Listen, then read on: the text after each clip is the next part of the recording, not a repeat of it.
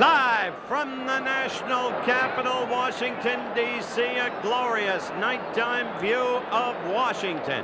At the top of your screen, the Washington Monument, then the Capitol building. As we pan down to where we are all gathered, RFK Stadium, a jam-packed crowd, and not at home in the White House tonight, but rather here at RFK Stadium, the President of the United States, Jimmy Carter, together with his wife, Rosalind. Why is everybody here as the booing is for the Dallas Cowboys? Well, that's why. One of the richest, most traditional rivalries in the National Football League. The Super Bowl champion Dallas Cowboys against the surprisingly unbeaten Washington Redskins, as we take a quick look at the standings in the NFC Eastern Division. There is Washington at 4-0. Dallas having lost to Los Angeles at 3-1. So we've got a big event tonight. Washington against Dallas, Monday Night Football, the President in attendance. 20 seconds to air. Stand by, all cameras. Stand by in videotape. Stand by slow-mo. Stand by to open your mics on the field. Stand by in graphics. Ready with your opening supers. Stand by the announcers in the booth, please. And roll tape. 3, 2, 1. Take tape.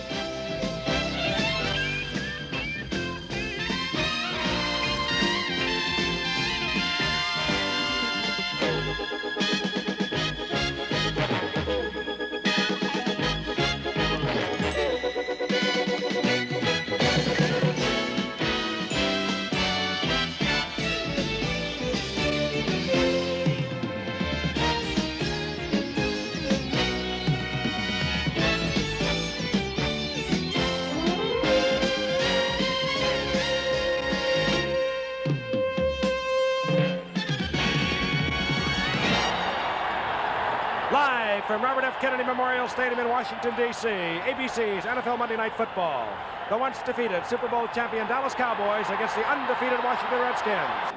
Hello again, everyone. As you can hear in the background, it's a perfectly frenzied crowd tonight. We've already described the rivalry between the two teams. Unbeaten Washington, Super Bowl champion Dallas Cowboys.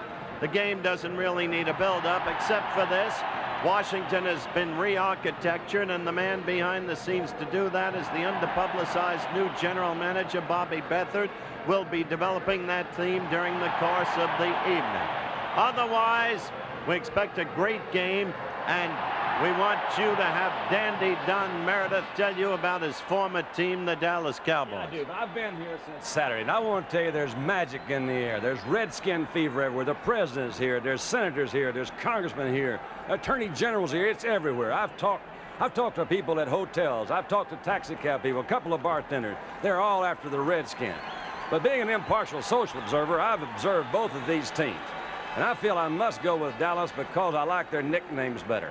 You start off with Too Tall Jones, Too Short Newhouse, Too Mean Martin, Too Clean Staubach, Too Good Dorset, and last but not least, Too Much Landry. I think I got to go with Dallas. What do you think, Frank? I think you probably are, Don, out of loyalty, of course, but only two bartenders over the course of a few minutes. This is a couple of them. I spoke to a couple. They think Redskins are going to win big. Okay, Howard touched on the fact this is a new Washington Redskin team. He mentioned Bobby Beathard, their personnel manager, but Jack Pardee lends something special. Jack Pardee, of course, he's considered a Redskin, even though his greatest years were probably played in Los Angeles. Came with George Allen, played a couple of years, and he's been a successful coach wherever he's been. Witnessed the Chicago Bears last year in their playoff bid, the first time since they got there in 1963. He's changed things around a little bit. The Redskins have a $250,000 quarterback sitting on the bench in Billy Kilmer. He's ready if he's needed, but Joe Theismann is the man, and Joe Theismann can do something that a lot of quarterbacks can't do to the Dallas Cowboys, and that is roll out of that pocket, threaten the Dallas Cowboys with a run. The Cowboys are a well-disciplined football team. Joe Theismann can change up all their keys, throw them really, quite frankly, into chaos back there.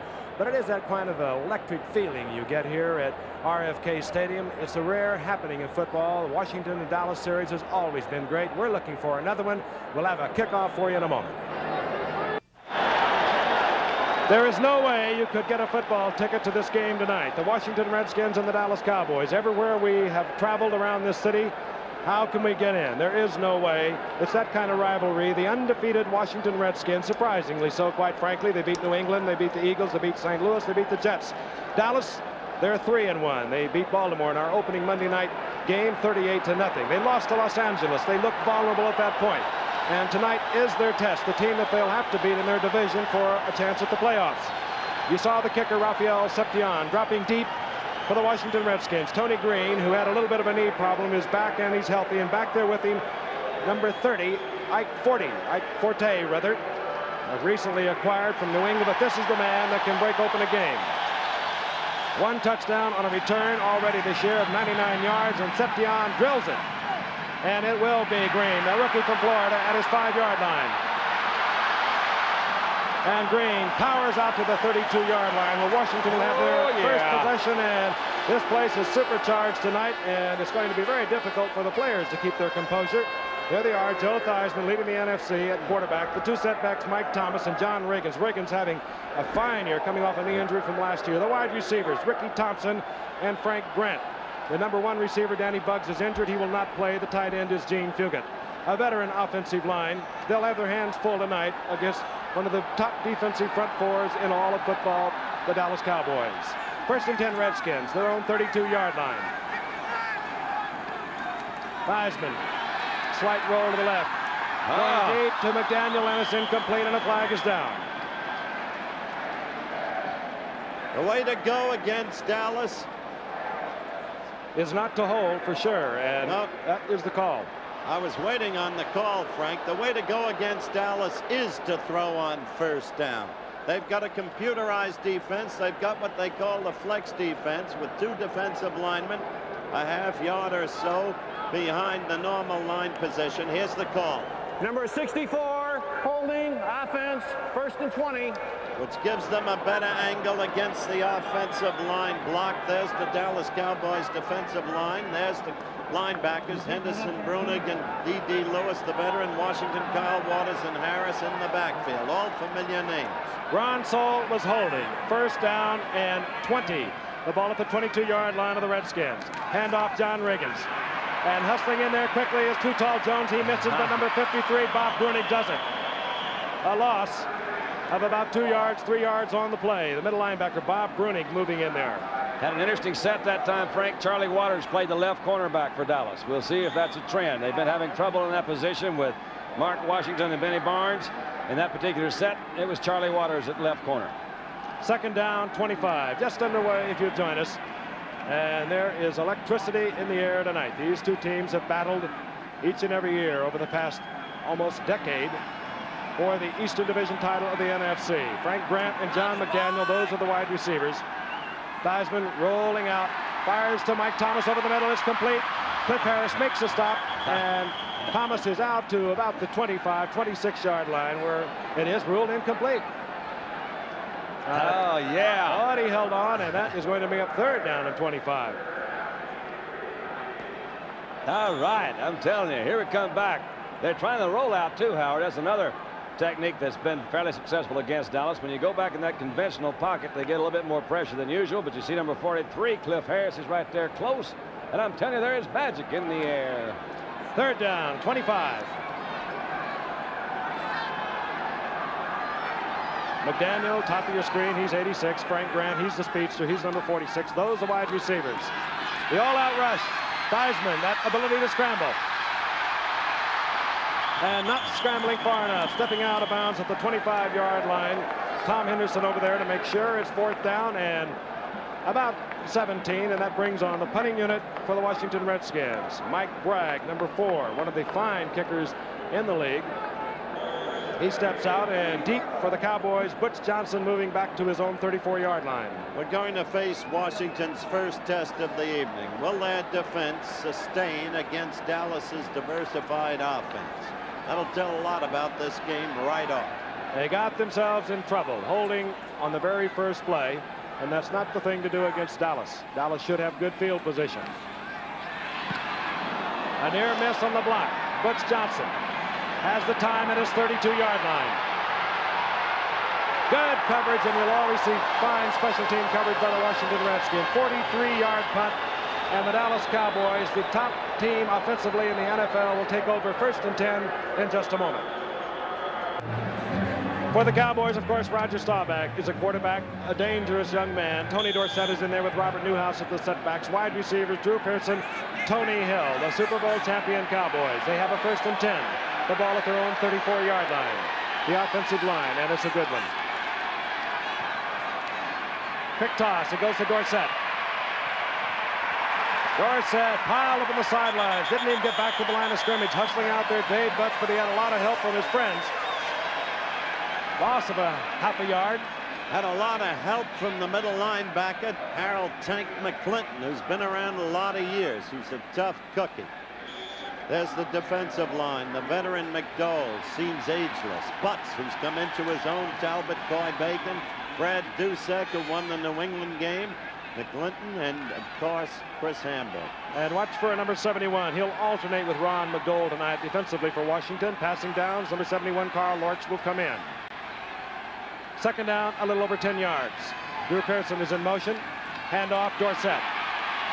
Dorsett bounces off Hamburger and lunges forward close to the 40-yard line. Gain of 5. It'll be 3rd down and 6. Coy Bacon, Harold McClinton in on the stop after Hamburger had missed. And you just saw the numbers 27, Kenny Houston, strong safety, and Jake Scott, number 13. They have a great secondary because of the addition of Lamar Parrish. Joe Lavender is the 4th. They all do their jobs. Into the lineup for Dallas, and if you follow this team, you know he'll always be there on passing downs, number 26, Preston Pearson. A fine, gifted receiver. Staubach goes to Pearson over the middle, and he misses. It'll be 4th down, and Washington is held, and the crowd already cheering, standing on their feet. I love it. And they just did not prevent Dallas a 1st down. So the Washington defense stopped them, but even then you saw Staubach do what he's so good at. Getting an outside rush on both sides, he moved up into the cup and thus had time to make the throw, even though it was incomplete. Danny White will punt. Deep, Tony Green, the rookie from Florida. 2nd in the NFC, 2nd in the NFL, rather. The only one that's returned punts better this year is Denver's Rick Upchurch. Tony Green averaging over 16 yards a pop. And Dallas, too much time. Oh, they're going to love it. And this is unusual for the Dallas Cowboys. You don't see it. It's an organized machine. And the coaching staff, headed by Tom Landry, will not like this. Game, violation of the 30-second count, 4th down. The kick runner, Tony Green, whom Frank has mentioned, was Washington's #1 draft choice on the 6th round. He is better than good. He is great and will prove it. He's broken one for 80. 5'9", 185-pound speedster, and Danny White hits a beauty. It drives Green to the 20.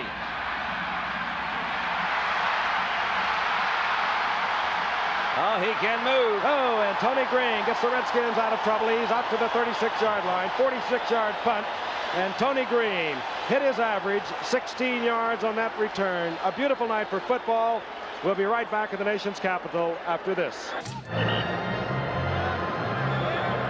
Jack Pardee, covered by Chris Hamburger, of whom the Giffer spoke. A remarkable man as well as an exceptional coach. One of the few human beings alive to have defeated black mold cancer. Remarkably back playing in his playing years within 4 months after surgery. Giff. 1st and 10. Handoff, John Riggins. And Riggins bolts to the middle. Breaking tackles all the way down to the 43-yard line of the Dallas Cowboys. John Riggins having a tremendous year off a bad knee from last year, and this former New York Jet has seemingly really found himself this year. They caught him, Frank, and look what they do to Bruning. They fire right out on Bruning, come through in the middle. They caught him in the flex defense, came right up the middle. There was a mixed tackle by Randy White. They had him spread pretty good with 2 wide receivers to one side, another wide receiver to the other. Left that middle wide open, split it in good shape for a 1st down. The ball inside the 44-yard line. 1st and 10, the Redskins. Theismann Looks one way, pumps, goes out to the left side to number 83, Ricky Thompson. Ricky Thompson has 5 yards. It'll be 2nd down and 5. Good move by Theismann. He looked to his right, covered, came back through right past D.D. Lewis, number 50, who was covering, picked up about 4 or 5 yards. He's got a whole new security, which was given to him by Jack Pardee. Frank mentioned Riggins having a great year. He's already gained more yards this year than he did all last year. He was hurt early, though, last year, wasn't he? Yes, but the question is, how do you use Riggins? And Pardee is using him right. More on that later. 2nd and 5. The ball inside the 40-yard line. Theismann, delayed handoff. Mike Thomas. Thomas skips around the left side, short of the 1st down, goes out of bounds around the 34-yard line by Charlie Waters moving over there. And you mentioned Bobby Beathard, Howard. He brought in Tony Green, but where he made the big change was defensively. He brought in Coy Bacon to give the Redskins a pass rush. And he brought in Lamar Parrish. He gave up a #1 draft pick for 2 former All-Pro players, and they are playing All-Pro football this year. 3rd and about a yard. I always wonder about when they trade somebody, though. You know, it means that the other team doesn't want them. Well, there were money problems involved as far as Cincinnati was concerned. Coy Bacon, they felt, was a bad actor. He's happy here. 3rd and short. Riggins, and he didn't get the 1st down. He was drilled back. The man that hit him first, a middle linebacker, Bob Brunig. I thought it was a Jethro Pugh myself. I know Jethro was in there pretty close. They've always kidded Jethro Pugh. What is a Jethro Pugh from Elizabeth City State? But Brunig is right. He's coming in there right first. You're right, Frank, and Jethro comes in on the other side. Brunig has done a heck of a job there in the middle. 4th down, the ball inside the 36-yard line. And setting it up will be Joe Theismann. He is the holder. Keep in mind, they don't necessarily have to kick. Mark Mosley can kick this far. He had a couple of 50-yarders last year. Straightaway kicker. Has the time. Hangs it high. It's good. 52-yard field goal. The Redskins are on the scoreboard. Mark Mosley hits from 52 yards out. He had a 53-yarder, a 54-yarder last year, and he picks up where he left off. We'll be right back.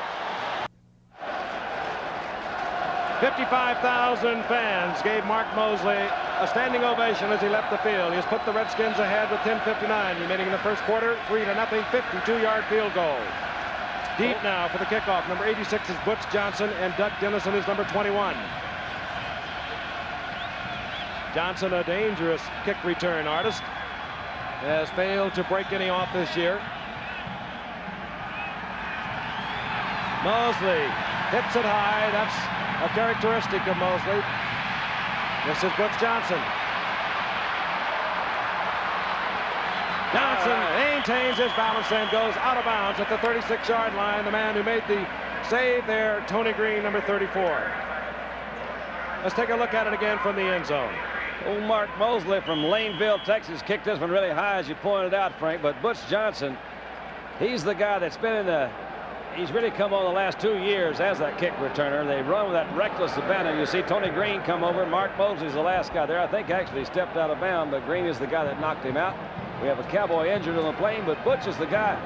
You know, they kept Butch Johnson. And traded Golden Richards to the Bears. And Richards is a fine player. Which says a lot for Johnson, wouldn't you think? Mike Eggman is the one who's down, being helped off the field. Eggman, of course, a defensive starter for the Dallas Cowboys, moving off the field. I'll tell you, this telecast is presented by authority of the National Football League. It's intended for the private use of our audience. Any rebroadcast or other use of this telecast without the expressed written consent of the National Football League is prohibited. 1st and 10, Dallas. The ball at their own 36-yard line. A look at Roger Staubach, 3rd in the NFC thus far this year in passing. Man behind him, 33, leads the National Football League in rushing. That's Tony Dorsett. Going quickly to Drew Pearson, and Drew Pearson is hit and driven out of bounds short of the 1st down at the 43-yard line. Great 2nd down and 3. Great concentration, when you say, Frank, on Drew's part. The ball was thrown up. He never had a chance to bring it back down, exposed his ribs, and he was powdered pretty good there by Joe Lavender. You'll see it was a quick out pattern, they call it at Dallas. He's just trying to get that loosed up again on 1st down. So that ball is up. Lavender comes in, wraps his arms around him. Drew kept his concentration and picked up a good 8 yards. Second down and 3. Ball at the 43-yard line. Drew out to the right. Newhouse adjusts. The other wide receiver, Coach Tony Hill. Redskins fake the blitz. And they come with it. The attempted screen was to Billy Joe Dupree, the tight end. Wily defense, these Washington Redskins. They've been around for a while. Howard mentioned Ron McDowell. In the middle of that line, 72, Dyron Talbot. You don't fool him very often. You don't fool Chris Hanberger. He's been around 13 years. And Brad Dusick is having his very best year. Dusick, number 59, responsible really for the New England victory in the very first game of the season. That's right. He scooped up a Harris Ivory fumble with less than 3 minutes left, ran it in for a touchdown. Third down, 3 for Dallas. I think they'll come back to the left in a little while because they're setting them out there in pretty good shape. Right across. Billy Joe Dupree, first down midfield. Roger Staubach popped in there by big number 65, Dave Butts. Might be an opportunity, Frank, to mention the fact which most folks know that Jackie Smith, the great St. Louis Cardinal tight end, was picked up by Dallas this last week when Jay Saldi, backup or alternating tight end with Billy Joe Dupree, broke his arm a week ago. So we've got Jackie Smith, 38 years old. I played against him a lot of years. He's now the Dallas Cowboy. Worked out for the first time on Friday. We talked to Tom Landry today. He said, yes, he's hurting. But he said he'll be ready. The 1st and 10 is right at midfield. Washington leading 3-0. Inside handoff, Dorsett. In front of it is Herbert Scott. Herbert got a pretty good block out there, Frank. He got a great block. He got a great block from number 68, Herb Scott from Virginia Union. See that extension that he had there, Howard. He shot out with his legs. Strong legs. It's a gain of 4. It'll be 2nd down and 6. Watch Herbert Scott, 68. Sounds like the Irish connection with Donovan, Scott, Fitzgerald, Rafferty, and Frederick. But this time we're watching Scott, and there he is. Wipes out Dusick. You bet. But they actually had great pursuit. You saw real good coverage by Ken Houston coming up over number 27. Turned it in. 2nd and 6, the 46-yard line of the Redskins. Dorsett. Inside the 45, too close to the 43. And it'll be 3rd down and 4. All right, that's Joe Theismann, but I want to talk about number 65, Dave Butts, the number 1 draft choice of Purdue, who just made that tackle. Out of Purdue, St. Louis, supposedly couldn't make it. George Allen brought him here, supposedly couldn't make it. He's come into his own. He is playing sensational football. A huge man. Uncle Earl, of course, the former Secretary of Agriculture. The Cowboys looking at a 3rd down and 3. The ball at the 43-yard line. Preston Pearson, he has the first down inside the 40-yard line. Preston Pearson, we mentioned before, he is the man they go to on so many passing situations. Not the runner that Tony Dorsett is. He's 33 years old. That might have something to do with it, but you're right. He really is a good man to have on your side, Frank. He's got that kind of a smooth, fluid way of running pass patterns, and they bring him in on those situations, and somehow he always gets open. 1st and 10. The Cowboys on the move. 8:30 remaining in the first quarter. Washington leading 3-0. Tony Dorsett. The Redskins string it out and pile Dorsett up after a gain of a couple. It'll be 2nd down and 8. Harold McClinton over there, Jake Scott, and the man who strung it out, number 79, Ron McDowell. So far, the Redskins are containing the run. There's the Yankee final today, in case anybody missed that game, seen on ABC. One of the truly classic games of contemporary baseball. The Yankees hanging on, the president on hand for this contest with his wife. And 5-4, the Yankees won it in the American League East. They'll be at Kansas City tomorrow night. Marked inside the 37. 2nd down and 7. Newhouse is in motion. Wants himself into a pass pattern, and it's overthrown as Chris Hanberger was all over Robert Newhouse. We'll be taking a look at highlights of that Yankee victory, and I agree, Howard, that was a thriller.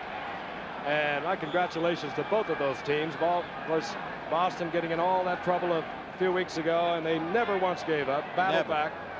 Great baseball team, both of them. And the highlights at halftime, and a pair of unexpected heroes, Bucky Dent and Lou Piniella. 3rd down, 7. Billy Joe Dupree widens out into a slot. Staubach from the shotgun. Wide open. As the time, and Yes, Dupree sir. is wide open. Oh, what a good pattern. Wide open in front of Gerald Williams. Really good pattern, Frank. Had Pearson going deep. He had the other Pearson, as Preston and Drew over on both sides. Back in the shotgun, he had Dupree going down on a sideline out route.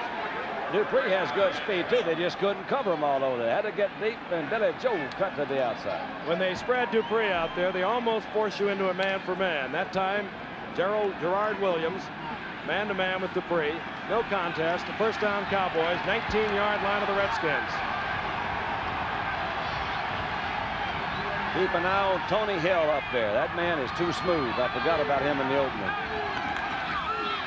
Newhouse finds an opening, cuts back. Gets inside the 15 to the 13-yard line. He has another Dallas 1st down, hit there by Joe Lavender.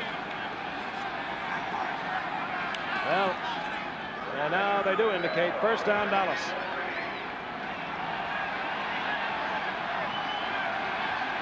That was the best run from scrimmage the Cowboys have had tonight. Newhouse has improved every single year. You can't leave him alone, can you? You know, he's the kind of guy that really can hurt you. He's got the great balance that we've seen time and time again. Well, he can receive. He can make the yardage on the run. He's a diversified ball player. Good block. The 11th play of this drive coming up. Watch Dorsett take this one. Drew Pearson in motion. There you go. Quick toss to Dorsett. Good blocking in front. He cuts back, doesn't read it, or he might have gone in. He bobbles the ball. All right, Redskins. Washington has recovered at their own 9-yard line. And they go crazy in RFK Stadium, and the turnovers will kill you every time. That's what killed Cleveland yesterday. It's the story week in and week out of a losing team, or the team that loses a given game. That was really funny. I saw Rafferty come up with the ball. I wonder how that happened. They do not know who recovered it at the bottom of that pile, but this is the man that coughed it up, and he's going to have to stop doing that. Yeah, stop doing that, too. Washington, 3-0. 52-yard field goal, Mosley. 1st and 10. Inside their own 10-yard line.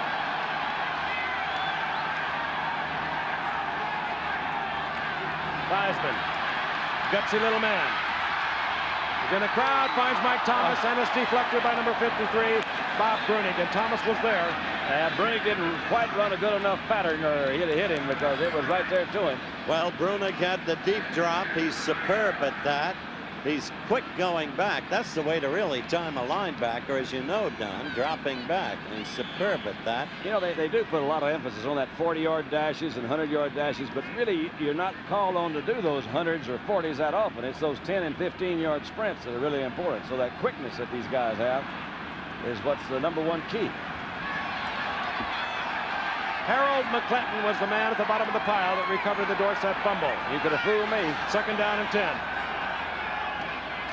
Theismann again. They said they'd come out throwing. They're doing just that. All right. On the receiving end is Ricky Thompson.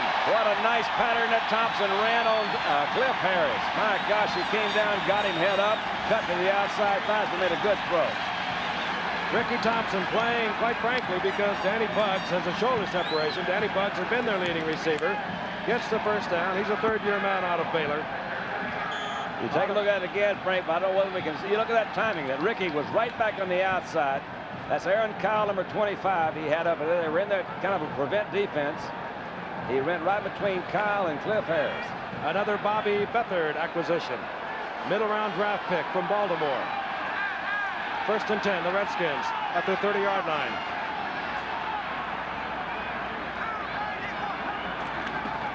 Mike Thomas, a flea flicker, and forget it, was not going to go this time. Oh, I was Randy watching. White was there first. Then came Charlie Waters. Yeah, Charlie Waters was the guy, really, Frank. He came from the outside. He keyed in on Gene Puget, the tight end. Puget did not go down quickly in a pass pattern.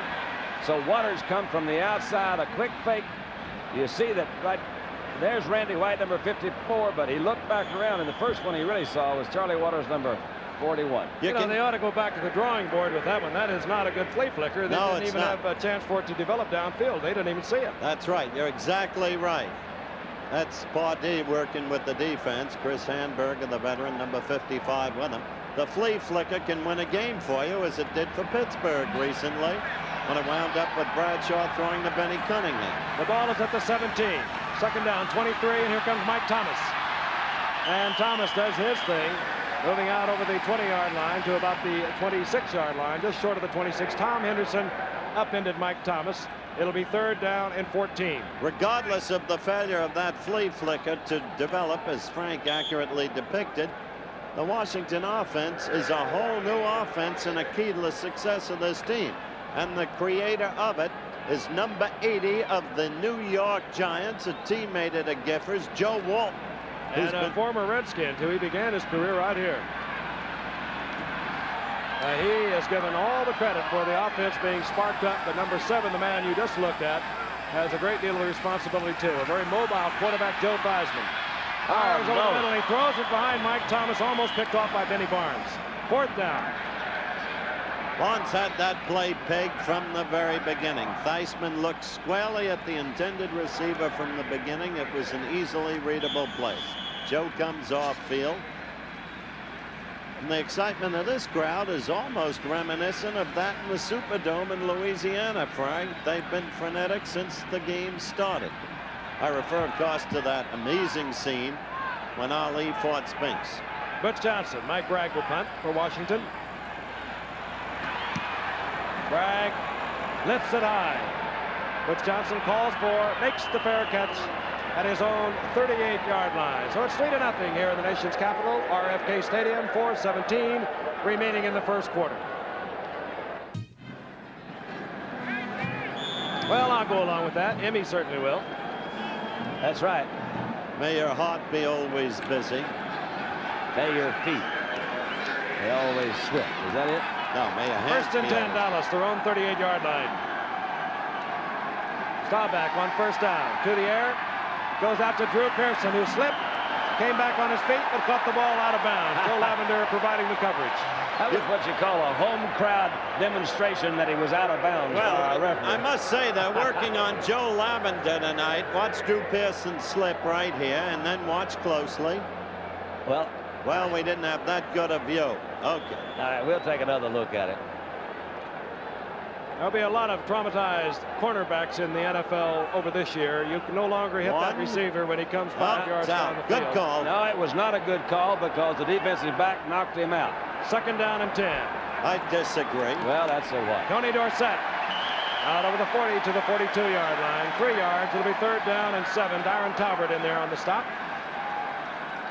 The Staubach will, in all probability, come out in a shotgun. In comes Preston Pearson. He'll spread receivers all over the field in an effort to get one-on-one coverage. This is where you might see Handberger do a blitz, or McClinton, either one. Both of them. Yeah, we got to see if they get a pass rush on them. You're exactly right. Lortz is in. McDowell is out. 71, top of your defensive line for the Redskins. He's the best pass rusher in there at the moment, along with Coy Baker. They're not going to blitz this time. Into a crowd, Tony Hill. Oh, is he smooth? And this time it's complete. Inside the Redskins portion of the field, it'll be first down. Well, he appears to be shaken up. Landry labeled him a remarkable receiver before the season even began, and he gives every evidence of being that. He showed us a lot when they played Baltimore in the season's opener. As we look again, boy, he makes some catch here. He has this ability to adjust to the ball after it's thrown. You know what? I believe he just came down on that knee. No, he got hit right there. He got hit. Oh, wait a minute. Jake Scott came in there and gave him a shot. Well, that's all right. And he's being administered to right now, right in front of the Redskins bench. Now he's up on his feet. What a pity you never had him to throw to. Oh, well, I had a few good ones. You know who holds the record, by the way, the longest completion ever against the Redskins? I know. You're sitting right next to him, Howard. Yes, sir. Bobby Hayes, 95-yarder a few years ago. It was one of those when I said, Bobby, take off, son. You other folks hold. I'm going to throw it as far as I can. Not only that, he did. And Hayes became a noted receiver only because of the brilliance of Meredith. No. The record speaks for itself. He really did change, I think, defenses more than any one individual. And before they even saw it, they just had heard about it and they started adjusting to it. I heard it was a 3-yard square out. It was something like that. 1st and 10. The ball at the 49-yard line of the Redskins. 3:29 remains in the first quarter. The Redskins lead 3-0. Butch Johnson is in at wide receiver with Drew Pearson. This is Dorsett. Look out, look out. Scott in front of him again. And another Cowboy first down. Dorsett inside the 40. Close to the 38-yard line. Tripped up by Lamar Parrish. Well, they took advantage of a blitz then, or an attempted blitz by 53, Tank McClinton. And they blocked brilliantly on the offensive line. I got to tell you, that kid Rafferty from Penn State, and Tom Landry said after our Baltimore-Dallas game that he never had a lineman play a better game than Rafferty did that night. He has become some football player. Really exceptional. Your eye is getting better every year. You're amazing. 1st and 10. Tony Hill back in the lineup. Dorsett finds a little opening and spurts down at the 35-yard line. Gets 4 yards. It'll be 2nd down and 6. Dallas trails 3-0, yet has dominated the quarter in time of possession and in yards gained. The only thing that's held them back with that, again, glorious aerial view of RFK Stadium on this magnificent evening has been the turnover by Dorsett when they were within touchdown scoring position. Our cameraman Bill Sullivan up there along with pilot Patrick Henry giving you that beautiful shot of RFK Stadium. Patrick Henry, I wonder what happened to him. 2nd down, 6. Pearson in motion. Starback. That could be. Looking for Tony Hill, and he overthrows Tony Hill, or it would have been a long gainer. He sure had time, Don. Had good time. You know, I think that's one of the plays that you see them use more and more because of the pursuit that Washington usually has on their defense. They're very quick. They really move to that first move, those reverses, what we call the bootleg. You see the thing go one way and they come back the other way. It's a great way to get some time to throw. He also had Drew Pearson that time going straight down the middle of the field, 1-on-1 with Jake Scott. That might work sometime, but I'll take my odds on Pearson. The specialty defenses are in. The specialty offense is in. McClinton comes out. McDole is out. Lorch is in. Gerard Williams is in. Preston Pearson is in for Dallas. 3rd down and 6. Starback from the shotgun. Again has the time. No way. And Pearson trying to run a fly. Either that or Drew Pearson changed up on Starback. In any event, Starback doesn't like it. It's going to bring up 4th down. He likes it a lot more than Landry's going to like it when he gets over there at the sideline. I guarantee you he threw that one way too early. I don't believe it was him, Don. I think it was changed up on him. No, I don't think so, Frank. He was glaring at Drew Pearson. Yeah, that's an old trick you learn when you play quarterback. And if you've made a mistake That's or right. a bad You throw. say, oh, come on, man. You know, nobody knows. In the meantime, I've never seen Landry look better in terms of his guard. I think, well, Alicia's still dressed. She's resting him, man. She knows how to dress him. He'll be in the top 10 again. Danny White, Tony Green is deep for Washington. White, of course, will angle for the sidelines. Nice kick. Looks like He a may have beauty. something working. He did, didn't he? Wait a minute. Well, not as good as it looked from here. Out of bounds inside the 11-yard line, where Washington will begin once again in trouble. Still a good kick. They got the ball inside their 10-yard line. Their last possession, that on a Dorsett fumble, a Tank McClinton recovery. We have 1:59 remaining in the first quarter, 3-0. 52-yard Mark Mosley field goal for Washington. So far, Terry Hermeling's been doing a pretty good job on Harvey Martin over there. And if that remains that way for the rest of the night, Washington's offense is sure going to be in a lot better shape. On 1st down. Mike Thomas. Charlie Waters makes the stop. Thomas gets a yard and a half. It'll be 2nd down and 8. You mentioned Terry Hermeling, Dandy. He's the guy there have been complaints about in the league, covering his shirt with petroleum jelly and thus being hard to get a hold of, to be thrust aside by one with the strength of Harvey Martin. KY jelly? Is he using KY jelly? Just about. That devil, what a sneaky guy he must be. Haven't heard that on the air since Bobby Bragan described Gaylord Perry's spitball. 2nd and 8. It's greaseless, you know. Riggins, and Riggins runs into a pack of trouble, principally number 50, D.D. Lewis. He was the first Cowboy to make the contact. He called for Harvey, and he came in there with him. The best way to use John Riggins is as much as possible to try to get him into one-on-one tackling situations. In other words, use him on the quick swing or flare pass, because nobody is harder to bring down in that kind of situation. I went all through this with Weeb Eubank. I was with the Jets in their office. There's John Riggins. He now wears a full head of hair. He's kind of flaky. He used to have it shaved and play Indian. We'll get back to him later. 3rd down, 7. Dallas adjustment 5 defensive secondary men. Theismann puts everyone out. You can do that when you can scramble. A man is open. It's number 46, Frank Grant. Nice throw. First down, Washington. Theismann getting the Redskins out of trouble. Nice throw, Frank. He did a good job. He had Dennis Thurman over there. They hit right in the middle of that Dallas prevent defense. I used to get so aggravated when they put in this prevent defense. I said, man, we've been stopping them all night long with the one we've been running. Why you put those other folks in there? But he beat me with numbers again on Monday. That was Dennis Thurman, the rookie from USC, made the stop for Dallas. You think he's going to be a pretty good one. He's not the speediest cat around, but he's got great reactions. There's Frank Grant. Whom did he replace, Frank? Whom did he succeed? Do you remember? The great one, Charles Taylor and Roy Jefferson. That's the guy, Jefferson, who was in our booth tonight. From the 31-yard line on first down, it goes to Ricky Thompson. Ricky Thompson has a 4-yard pickup out close to the 35-yard line. Aaron Kyle covering for Dallas. I really like that kind of pass on first down more than I do the deeper ones. You're right. Both of you guys have indicated it's a good thing to throw on Dallas in the first down, but you always say, well, what happens if you don't complete it? You're in trouble then when it's at 2nd and long. So if you go ahead and throw one, a fairly conservative, high percentage pass, like a square out, push yourself in a good position with a 2nd and 5. And Theismann has put his Redskins into a 2nd and 5. We'll call it 2nd and 6. The ball right at the 35-yard line. Riggins on the left side. He has good speed for the big man. Short of the first down at the 40-yard line. It'll be 3rd and 1. He was hit by Bob Bruning over there in pursuit. And number 25, Aaron Kyle. And seconds ticking away here in the first quarter. Not the explosive game that we felt it would be. The Redskins leading 3-0 on a 52-yard Mark Mosley field goal. The capacity crowd rises to their feet. We'll be right back. We begin the second quarter. The undefeated Washington Redskins 4-0 against the 3-1 Dallas Cowboys. The Redskins at their own 40-yard line, 3rd down and 1. Short yardage offense.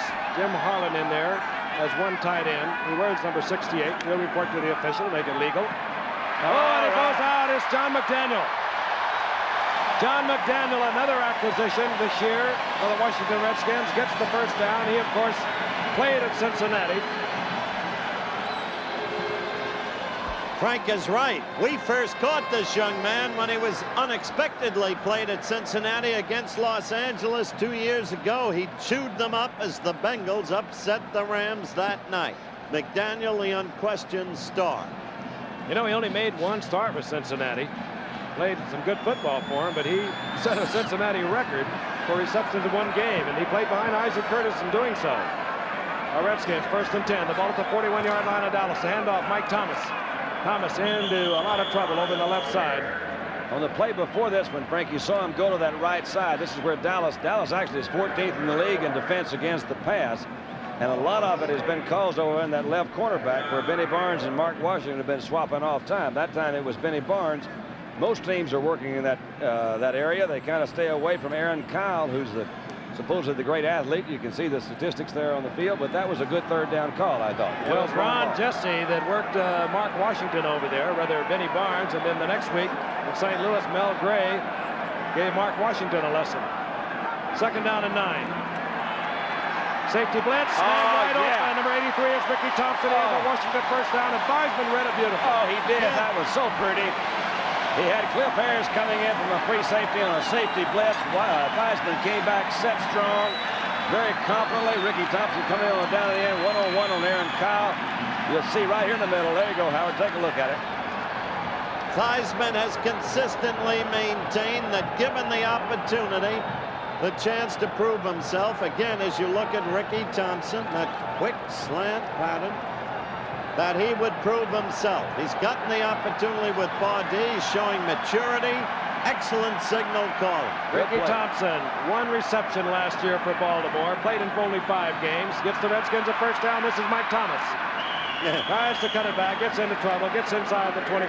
Pick up a 2. It'll be 2nd and 8. I'll tell you, he made that 2 on his own. He slithered hither and yon. We look at the elder statesman, Billy Kilmer. I love him. I do too. Oh, what a marvelous guy. Yeah. Oh, Billy. Be sure and call Billy if you got anything working, because he's all he can add to it, no matter what it is. Theismann, of course, drafted originally by Miami back in 71. Went up, played in Canada for 3 years. The Redskins acquired him in 74 for a first-round draft pick in 76. He's now their starter. 10th play of the Redskin drive. 2nd down and 9. Inside handoff. Thomas, forget it. Jethro Pugh from defensive left tackle. Loss of about a half a yard. It'll be 3rd down and a little more than 9 yards for the Redskins. And Mosley warms up. Stephen F. Austin is Mark Mosley. He was drafted by the Eagles. 14th round in 1970. Cut, picked up by Houston. And they didn't go, and he wound up here. How many times have you been in that position, Don? Well, a lot. That was when I had it was like having an audience with the Pope. That's the only time I got to talk to him was on the sideline. 3rd down, almost 10.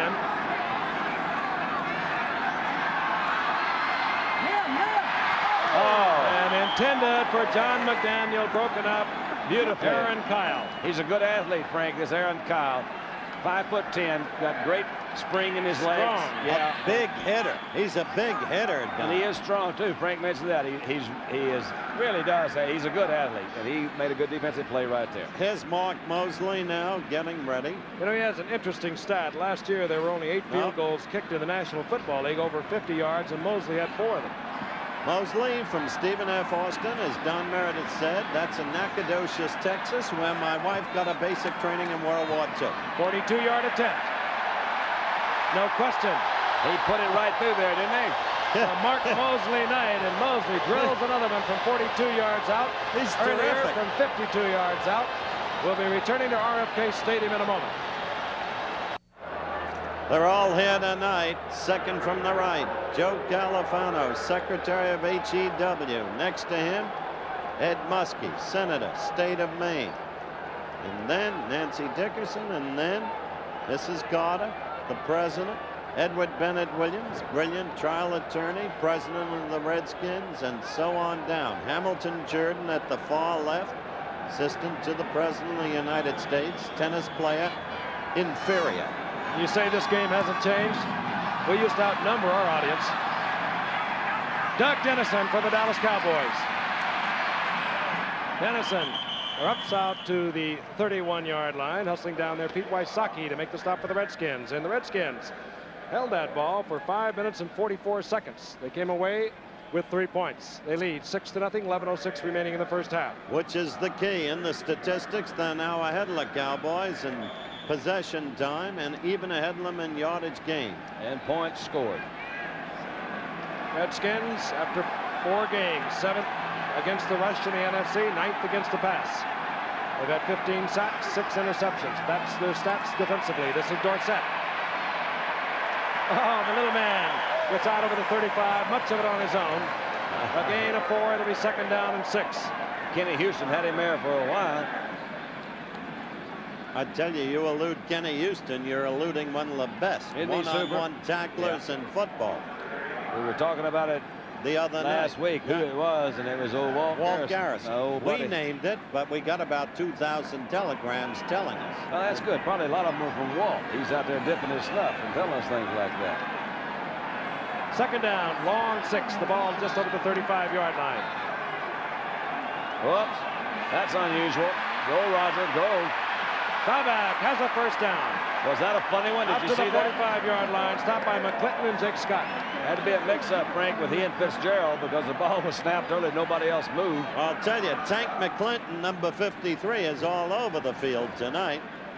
Fitzgerald calling his own numbers, I do. Yeah, sometimes they do that. Old Dave Manders is my center, and old Mandy and I once in a while go up there, and we called everything on 2 too much. You know, you keep saying everything's on 2. And they'll start to guess with you. Yeah, too. one time Mandy centered it on 1. He says, I thought we ought to change the count. That's the only one you can remember, Dan. That's right.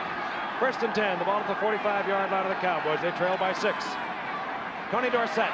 Look at that Houston. Kenny Houston. We just spoke of it a moment ago. That's right. What a play. He read that run. He charged in, and he showed you his ability on the one-on-one tackle against the best breakaway runner in the National Football League. Loss of 3. It'll be second down, 13. One of the best trades George Allen ever made. Well, he traded almost a full football team for him. It was still a great trade because what he gave away didn't matter. George Allen may not be coaching this team anymore, but he left a legacy of victory. The ghost is all over the stadium. Some great players he brought here. I don't believe in ghosts. George does. George is not Second here. and 13. Starback wants the deep into Tony Hill. And Joe Lavender, fine coverage. Made Tony Hill run into him. Made him change his route. And while they reset, we'll pause 5 seconds and allow our friends all along the ABC line to identify themselves to you.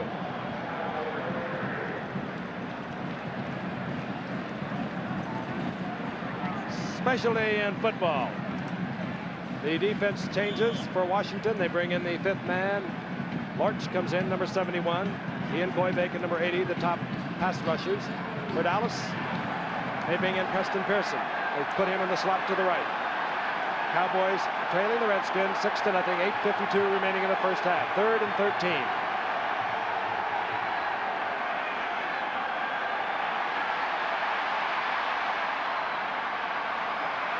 Drew Pearson is shaken loose from the ball, and the man who did the number was Gerard Williams. He got a lot of help, however, from Lamar Parrish. They were covering him like a blanket. He really did, and Jake Scott even came in there as we look at it isolated.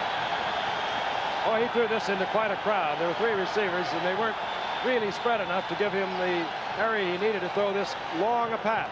One of the strangest sideline routes I've ever seen. Did you see that twirl around there on the inside? Danny White is on to punt for Dallas. There's Lamar. Played some fine football for Cincinnati now in his 9th year. Came with Coy Bacon, 1st-round draft pick next year. Tony Green is deep for Washington. And Danny White hangs it high. Tony Green could do nothing with it. And it'll be 1st and 10 for the Redskins. They'll begin at their own 18-yard line. We'll be right back. As you look at Tom Landry with his Cowboys, Chet Forty, our director, and yours truly, go right to Dulles Airport from here, board a chartered jet. We'll be in Kansas City tomorrow night with Keith Jackson for the start of the Yankee-Kansas City playoff series. Be with us. And your luggage will be in Venezuela. On 1st and 10. Mike Thomas tries the right side. No chance there. Benny Barnes makes the stop, or rather Charlie Waters coming up from his strong safety. And they've got some defensive secondary men on these Cowboys. Charlie Waters, Randy Hughes, Cliff Harris. They're almost interchangeable back there.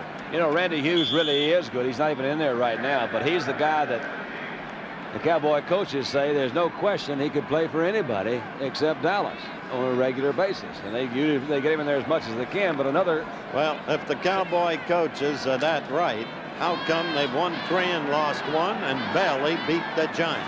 Well, if you got a moment. Thomas loses a yard. It's 2nd down and 11. Theismann going for Thomas, and again 2 receivers in the same area, and it attracts a host of white jerseys. I'll tell you, that was a dangerous pass, and D.D. Lewis, the guileful veteran, was right on the scene, prepared to intercept. The what kind of veteran? Guileful.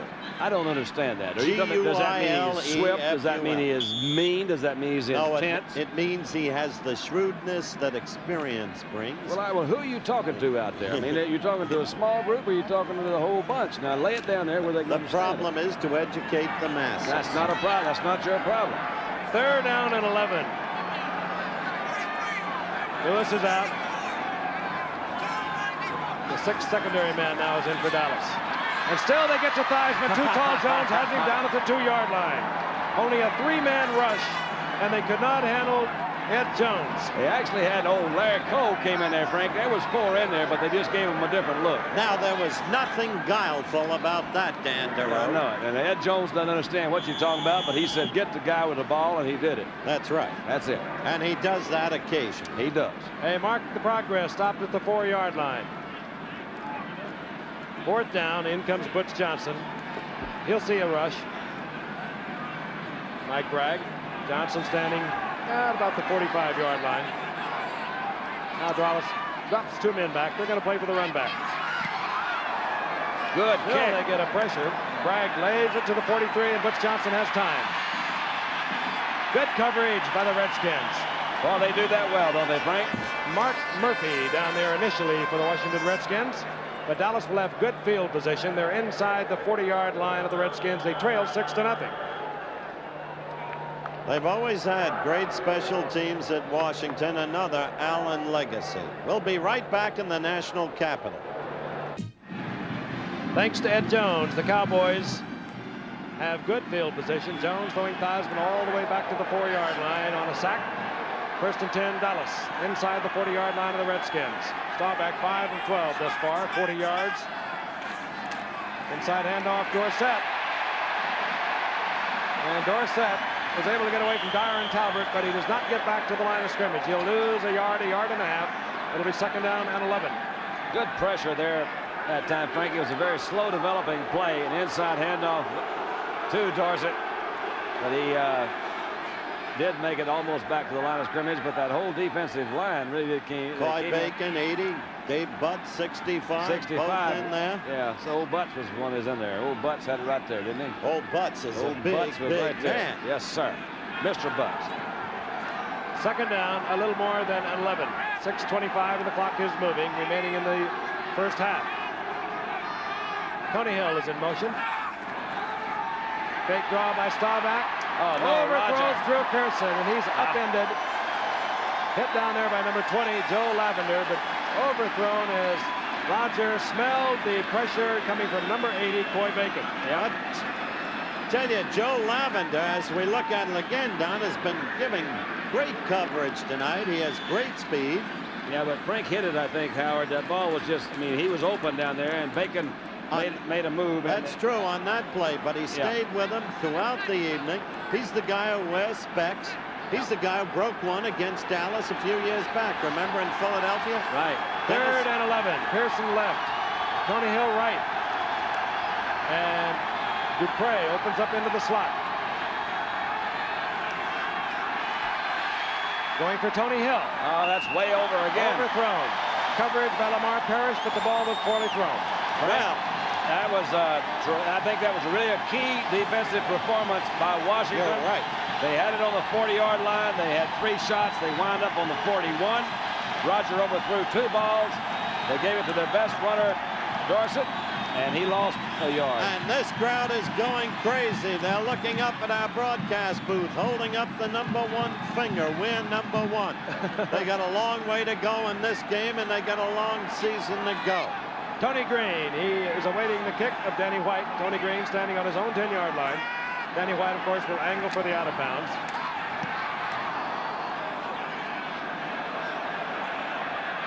And he does not get it. Touchback, it'll come out to the 20. Washington will have a 1st and 10, their own 20-yard line.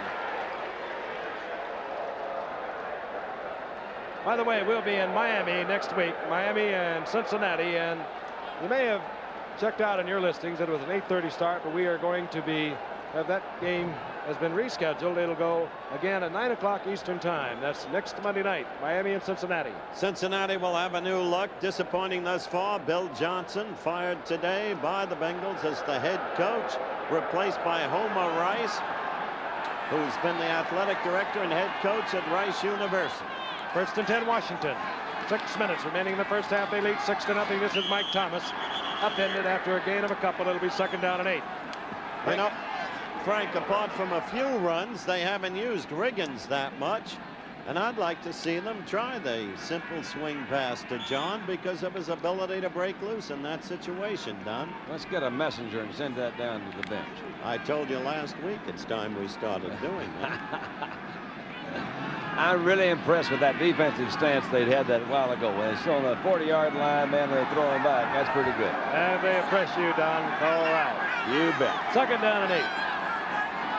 Ball inside the 23. Riggins gets the call. He runs right into Bob Brunick, and that could be the reason. Yeah, that might have something to do with it. It's really awfully tough when you're blocking on him. Now, that's Bob Kuzel. Am I pronouncing that right? Kazil. Kazil. That's close. The center there took over from Lenny Haas this year, but it's basically his responsibility to cover up that middle when the middle linebacker comes in there. And Brunick, although he's not an old veteran, he's really caught on fairly quickly, as they say down there. So he's doing a pretty good job in the middle. 3rd down, 8. Loss of about a half a yard. The ball now almost back to the 22. Theismann fires over the middle. There's all kind of a flag goes down. The flag goes down. The attempt to Riggins. Meanwhile, Tom Henderson really popped Theismann on the blitz. But the flag is down for the defensive play against Riggins. I guess they're going to call it against Cliff Harris, number 43. Defensive pass interference, number 43, 1st down. All right. 1st down, Washington. Call going against Cliff Harris. Can you imagine getting hit in Harris by the backside and Randy White on the front side on that thing and still have an incompletion? Somebody ought to throw a flag for that. Ball at the 27-yard line. 4:36 left in the half. Washington leading 6-0. 2 Mosley field goals. John McDaniels, number 86, top of your screen. This is Thomas in motion. Quickly over the middle, wide open is John McDaniel. He gets the 1st down out to the 40-yard line, and this is the kind of passes you have to throw against Dallas. Nice pattern again, Frank. Theismann rolled out a slight rollout, hit McDaniel on a quick slant in the middle. They had a guy in motion, throws that secondary just for a second. Frank Grant checks back in. Ball marked inside the 41-yard line. Seconds ticking away. We'll be inside 4 minutes before this play ticks off. All this action in the first half. Halftime highlights, of course, coming your way from yesterday's play. John Riggins, another big opening.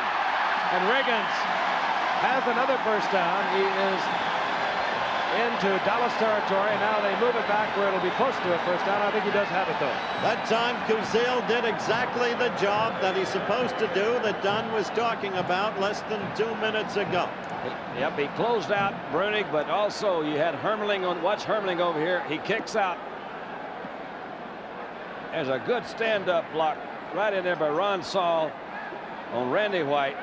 Comes back in the middle. That's Cliff Harris. When you check those secondary guys, and they're the ones that are making the tackle, you know that somebody's not doing something up there in that front line.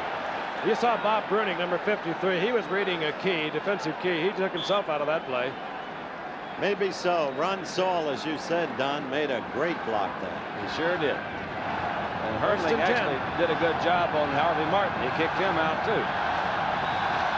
It's been the story of long drives by Redskins. They've come away with 2 field goals, a 42-yard field goal and a 52-yard field goal. Thomas is in motion. And it's complete. It goes to Ricky Thompson. No, it stays out of bounds. Yeah. He cut that one a little bit too close to the sideline. A good route, thrown really very crisply. Oh, he zips it. Meantime, Theismann is quarterbacking an excellent game. Well, I don't blame Ricky for complaining here a little bit. Well, it was awfully close, Frank. It looks like to me he did catch it in there, but you see that left leg that did come back out on that sideline. Second leg was out. If he's not pushed out by the momentum of that defensive back, he's out. The back didn't get there until he was already out of bounds. 2nd down, 10. Good call. Thomas again in motion. Riggins tries to go up the middle, has to move to the outside, and gets a yard and a half on his own, and they're tough yards. Jones should have had him for a 2-yard loss. Randy White had him for a yard loss. He got rid of both of those guys and picked up 4. Cody's tough in one-on-one situations. Hard man to bring down. Who'd you get to run that message down to the bench? Who did that? 3rd down now and 6. You're looking at the clock. I'm looking around for someone. Both teams 3 timeouts. Ball just inside the 46-yard line of the Dallas Cowboys.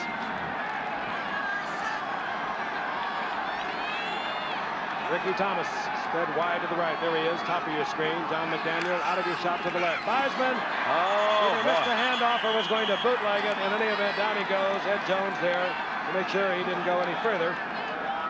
There's that Randy Hughes I mentioned earlier. He was right in there too. Frank came in that third situation. You had Tom Henderson and Jones. They read that one very well. 4th down and long. And out comes Mike Bragg, and deep goes Butch Johnson for Dallas. I'm very frankly surprised that Dallas has not put any points on the board. I'm very impressed with the defensive unit of Washington so far.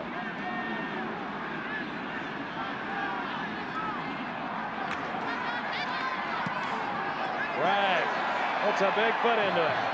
Burkett's call for it to slow down the rushing Redskins, and it does not work. And the Redskins put the Cowboys in the hole back at the 6-yard line. Don Harris hustling down there just at the 2-minute warning. A 47-yard punt by Mike Bragg. Yeah, dance on them. 6-0 Washington. We'll be right back for the final 2 minutes of the first half. A turned on Washington, D.C. They've been turned on by a football team that's been changed around considerably. A new quarterback is operating. He made a few starts last year, Joe Theismann, but he has taken over, taken charge. He's the leading passer in the NFC. And defensively, right now, I think the accolade should go to the defensive unit of the Washington Redskins. They have played superbly against the #1 offensive team in the NFL, the Dallas Cowboys. Dallas begins with 1:57 remaining in the first half at their own 6-yard line.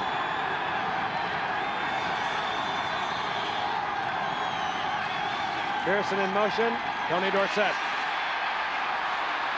And Dorsett gets a little breathing room, moving crisply for 5 yards. It'll be 2nd and 5.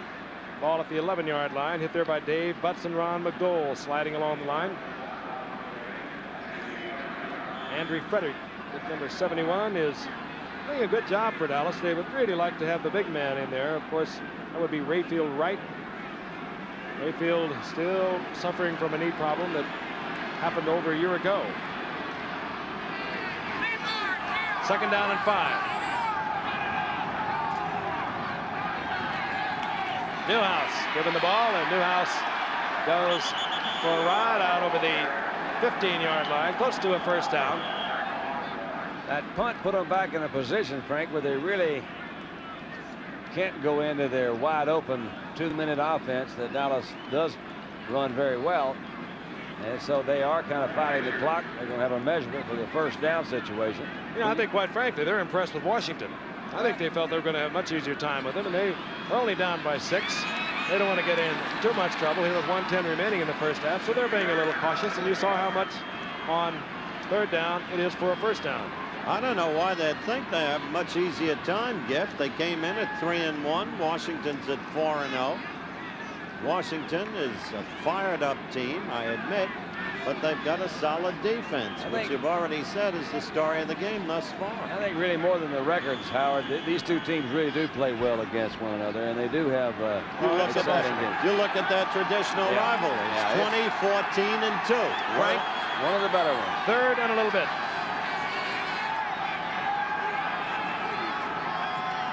Sauback on his own, first down, runs into Tank McClinton. The clock continues to move. We're inside 1 minute. Dallas has 3 timeouts. That play would have to be sent in from the sidelines as far as I'm concerned. Seconds ticking away. If Dallas had any plans to put points on the scoreboard, they obviously would be hurrying out of the huddle or using one of the 3 timeouts. So Roger's stats, 5 for 14. That's not a typical Roger Staubach night. 24 seconds to go. Baseball and football highlights coming up at halftime, so stay with us. Newhouse gets the call. And bowls his way up to the 24-yard line, and that should do it for the first half.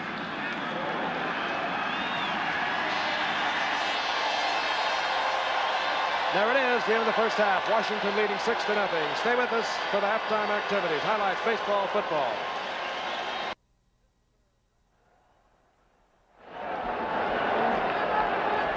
Christopher, Douglas, Max, Rory, supervised by their big brother, Michael Kennedy. This is the booth of Mrs. Robert F. Kennedy.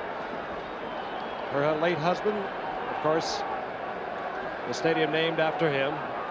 Ready now for the second half, and deep is Butch Johnson for the Dallas Cowboys. Mark Mosley, who has provided all the scoring. A 42-yard field goal, a 52-yard field goal, hangs it up high. Butch Johnson bobbles the ball at the 15-yard line and gets it back at the 24-yard line. Little sticky there, Don. Little sticky. That could have been a biggie. Offensively, we anticipate Roger Staubach, of course, at quarterback. Tony Dorsett, Robert Newhouse at the setbacks. Drew Pearson, Tony Hill, wide receivers. Billy Joe Dupree, the offensive line. Don calls it your Irish line. Fitzgerald, Rafferty, Scott, Frederick, and Donovan. 1st and 10. The ball at the 24-yard line. The Redskins remain intact defensively. Good, hard-hitting football game. Dorsett adjusts to the tailback spot and gets the handoff. Looks for an opening and finds one and gets out to the 30-yard line. Once again, Tank McClinton, number 53, right in there. Along with Kenny Houston. Dorsett getting 6. It'll be 2nd down and 4.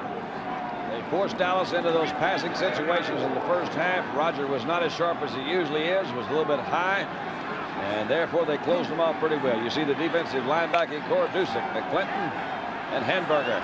And the secondary, Joe Lavender is the man that Staubach has been working on. He plays over on the right side. 2nd down and 4. Staubach can't find the open receiver. Goes to Robert Newhouse, and he does not hold on. It would have been a 1st down. Hit him in the bad place. You don't often see Dallas receivers covered that well. Certainly Staubach doesn't. With all the time in the world, he couldn't find a man to throw to. Finally, Newhouse came back. He was open, but the unfortunate miss. There he is, Joe Theismann. I think one of the complaints that when I complain about the coach calling the play, it's if the quarterback calls a play and he calls a pass route, he knows really what his #1 receiver is, and I think he zeroes in on his keys much better. Therefore, he knows who to go to second. From the shotgun on 3rd down and 4, the ball at the 30-yard line. A motion man, Preston Pearson. Screen pass across the opposite side, and a good play gets the 1st down. Pearson coming all the way around, and a flag is down right on the sideline. He came around in motion. Carl Lorch came in there, number 71. He tried to pick up Pearson when he came back through the backfield. Just didn't quite have the speed to get out there. Pearson was out in front, picked it up. And let's see what the call is against Washington. A big play for Dallas. Had they been halted on that 3rd down play, once again, Washington's defense would have remained supreme, as it has during the game. Look at it again. Butts and Larch both read it pretty well, 65 and 71, but the ball was well thrown, a little lob pass over, and Pearson picked it up, picked up that 1st down. So you tag that penalty on top of it. Dallas now is in Washington territory with a 1st down. At the 48-yard line, the penalty assessed against number 71, Lorch, Carl Lorch. Pearson, top of your screen. Tony Hill, flank to the right. Newhouse, inside call, spins and twists, and he gets to the 43. About a pickup of 4, 6. Well, getting 4. It'll be 2nd and 6. That's another evidence of his improvement. The way he spins and whirls and forces yardage when there is none apparently to be made. And when you look at it, that was Kenny Houston that really made the tackle. So I'd go back in there and I'd say, okay, Houston is coming in from that strong safety, making the tackles. I try to work my tight end in the Houston's area. With play action. Good point. 2nd and 6.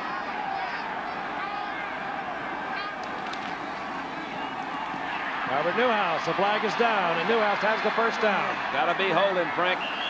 Joe Lavender corrals Newhouse, but the flag is down at the 40-yard line. Could have been Donovan, I'm not sure. In the area, Don. I think it was Donovan, but I don't know. It was over that left side.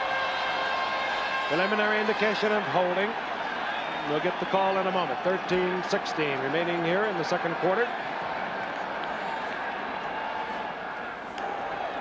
Number 68 offense holding. Herbert 2nd Scott. down. I missed it. Left guard. Missed it by 1. I knew it was over there. It's Donovan and Scott. 2nd down, 16. The ball moved back to the 46-yard line of the Dallas Cowboys. What a big play that is, Frank, because they had a 1st down there. So now it's second of the whole bunch.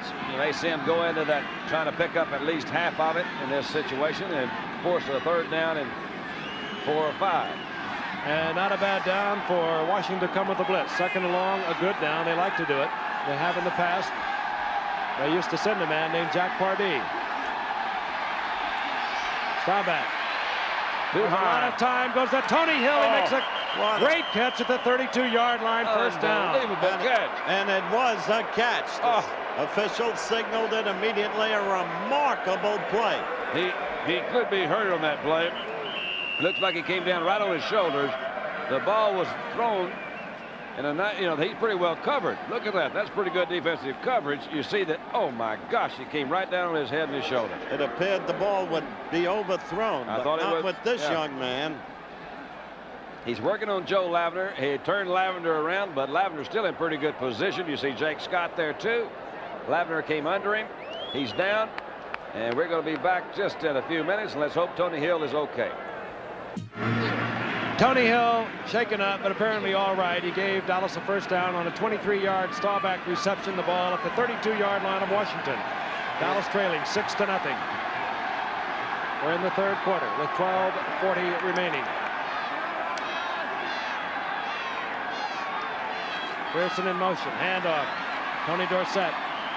And Dorsett ambles down at the 27-yard line. A gain of 5. It'll be 2nd and 5. And you see 65, Dave Butts once again in there. He's done a good job tonight, but this time Dallas is moving.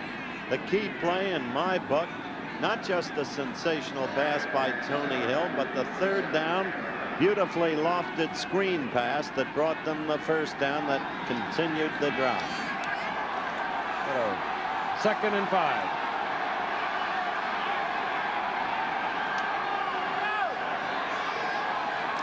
The blitz is coming. They pick it up. Right Drew there. Pearson in front of Lamar Parrish. And when you come with the blitz, that means you're going to get single coverage in the secondary. That time Dallas picked it up, and Pearson was working all alone against Parrish. From that situation, Frank, he put Newhouse up in a slot position, and they're really ready for that. He had one-on-one coverage over here. Pretty hard to cover anybody. Good route run by Pearson. Ball was right there on the money. Rodgers getting his sights a little bit better now. He was a little bit high in the first half. He's coming down a little bit. He's quarterbacking this drive beautifully, and as Frank mentioned, you saw 59, Brad Dusek, move up into that line. Tony Hill back in the lineup. He had the wind shaken from him. His 1st and 10. Dallas there at the 12-yard line of the Redskins. The blitz again. Oh, yeah. And Newhouse to the inside. And a flag is down. They might call it on Pearson going toward the line of scrimmage a little bit too early. It's down here where you don't want to make the errors. Oh, it's against Washington. And it goes against Washington. And we would suspect that Dallas will take that because they'll get the Saves 5 the yards down. and they'll save the down. Yeah. You know, they really... Here he is. Offside defense, number 55, first down. Chris Hamburger, the weak side linebacker, had stepped across the line of scrimmage. 1st and 5. They've done a pretty good job of really handling Dorsett. You know, Dorsett is a kind of a big play guy. He's made some yardage, but he really hasn't broken anything so far tonight. So I think, again, that defense of Washington has really done it. You know, St. Louis did it last week too, Don, but he went bananas the 4th quarter, and that's how they came out of that with a victory. We can hold him for a long time, but they try to give the ball to him 20, 25 times. This is Dorsett. Whoops. Now, I'd be doggone down. There's no way you can make a move like that. Just no way. He was clearly pinned for a loss, and just as clearly he was determined not to take a loss. He made the move Dunn referred to. Was that Coy Bacon? Look at it Let's again. take a look again. I think it's Coy Bacon, number 80, comes here. Watch Right. now. Look at the angle that Bacon has on him. Dusek And had then him. right there, he just moves in there, and you got McClinton that comes in there, the middle linebacker, to put it on. But that should have been 4 yards back. from where he Dusek was. had him contained, so he couldn't turn the corner. Then Dusek came back, missed the tackle on the move you described, and finally it was Tank McClinton with the tackle. Gains 2. It was 2nd down and 3.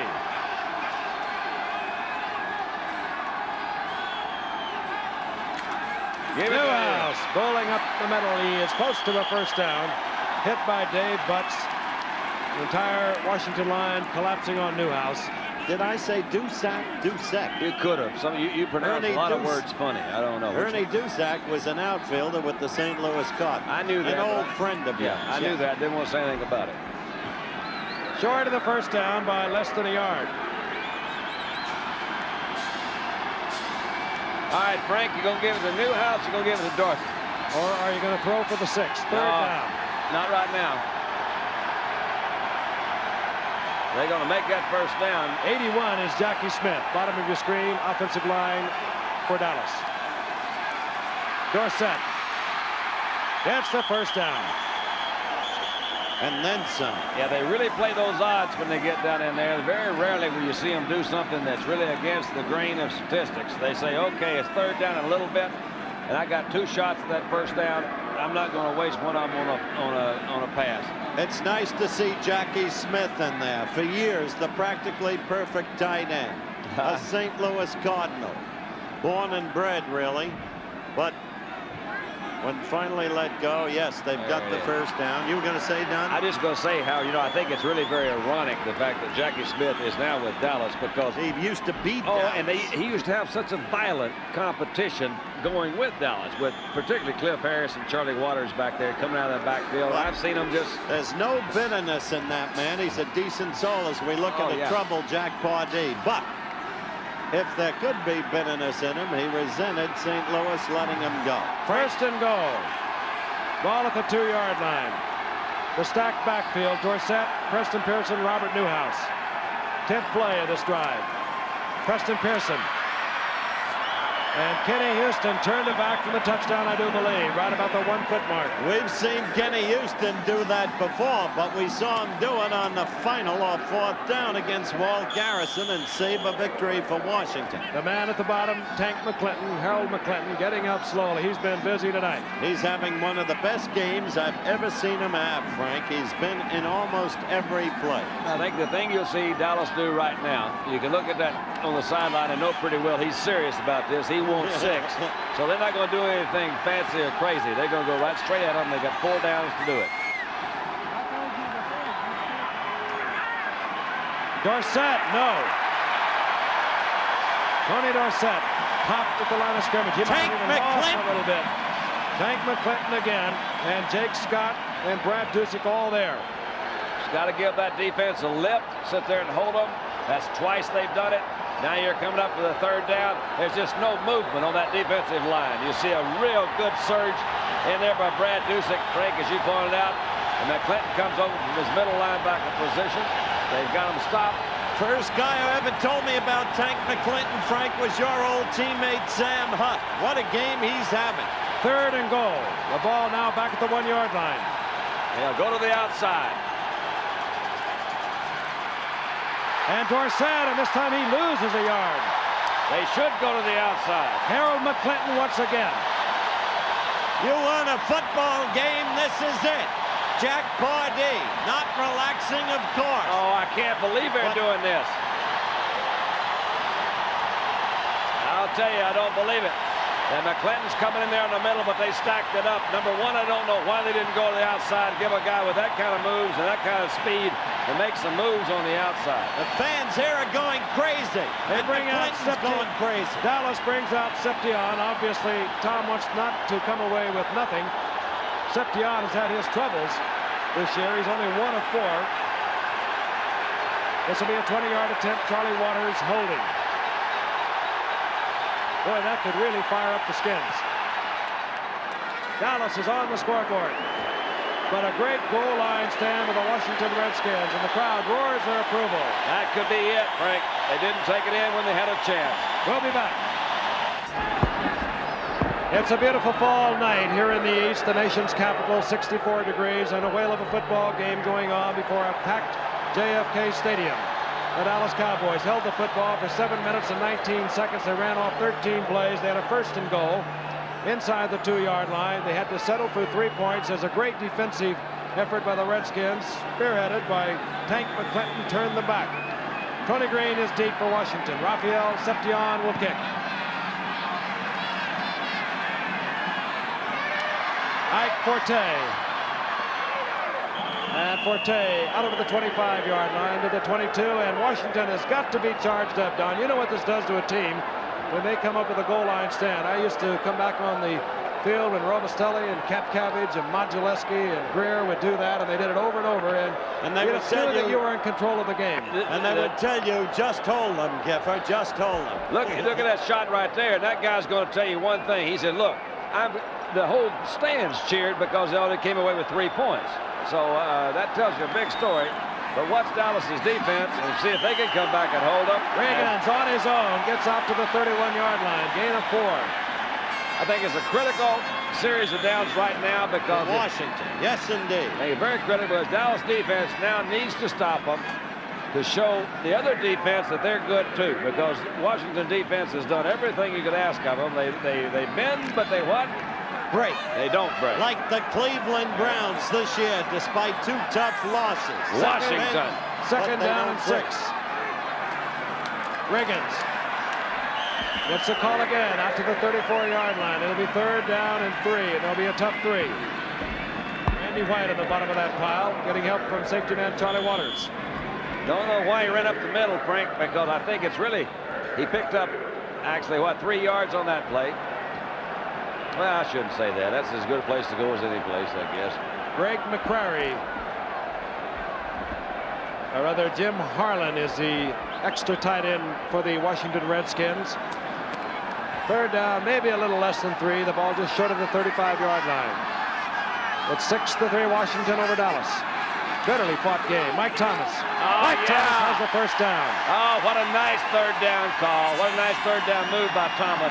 A big play, as Don indicated. A big series of downs. Washington's task now to hold possession. The thing that they did, they came back and they told Dallas in the way they acted, said, look, we're not afraid of you. And that's a big thing that the world champions have when they go in, is a little bit of that intangible thing and saying, hey, we're the best. Now, a team that stops them down there on the 2-yard line, then comes back, first series of downs, picks up a 1st down. It's got to be a big lift for Washington. Big block by Dan Nugent against Jethro Pugh. That made it possible. 1st and 10, 39-yard line. Look at Thomas. Reagan shakes off one tackler and cuts back, and Reagan's gets out to the 45-yard line. He gained 6. That was a fine run. Again, breaking an attempted one-on-one tackle. He gained 10, actually. Look at what you got. Thomas Henderson, numbers 56 back there, that missed him.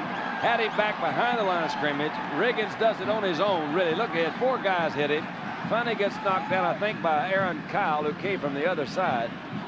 Good move by Riggins. 2nd down and 4. The Redskins battling the Dallas Cowboys and beating them really at their own game. That's Great goal line stand. That's right.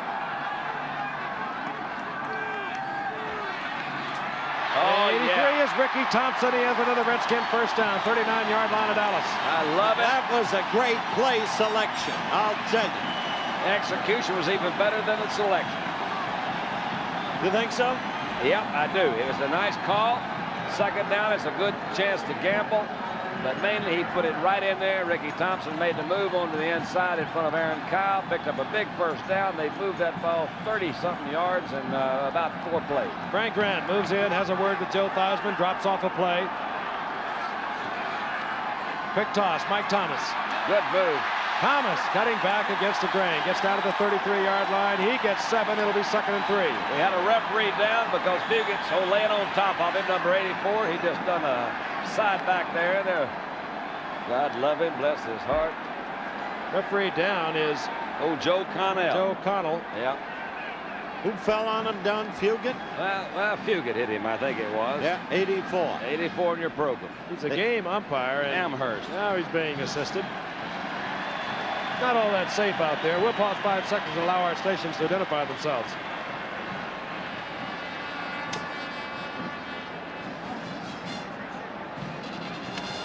The president joining a jam-packed RFK Stadium tonight along with his wife. They're watching the Dallas Cowboys and the Washington Redskins battle back and forth. No touchdown scored. If you'd have told me this was going to happen with 4 minutes remaining in the 3rd quarter, there would be no touchdowns, I would say no, it couldn't happen. The number 1 team in the NFL on offense, the Cowboys. Oh, good Washington play. a 2nd, and here Good comes play. Riggins. John Riggins playing like a possessed man tonight. That's the way to use John Riggins, Don. I'm glad they finally got your message to the bench because they did do it on a reverse.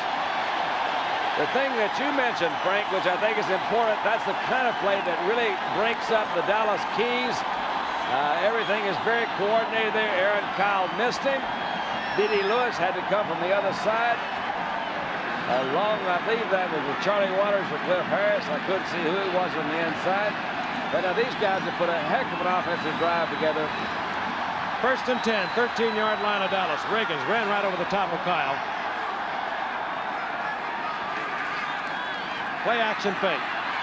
Look out, Joe. Harvey Martin misses and Theismann gets it off, and it's to Frank Grant.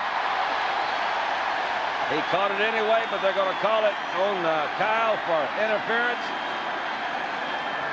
Flag is down. Aaron Kyle covering Frank Grant, and he was all over him. It all goes back to the goal line stance of the defense. Defensive pass interference, number 25. He might still be rocky from that shot he took from Riggins. No, it has nothing to do with that, Frank. It's a psychological thing. These guys are good enough to stop Washington really anytime that they want to. The thing that happened is the other guys got down there, they stopped them when they had to.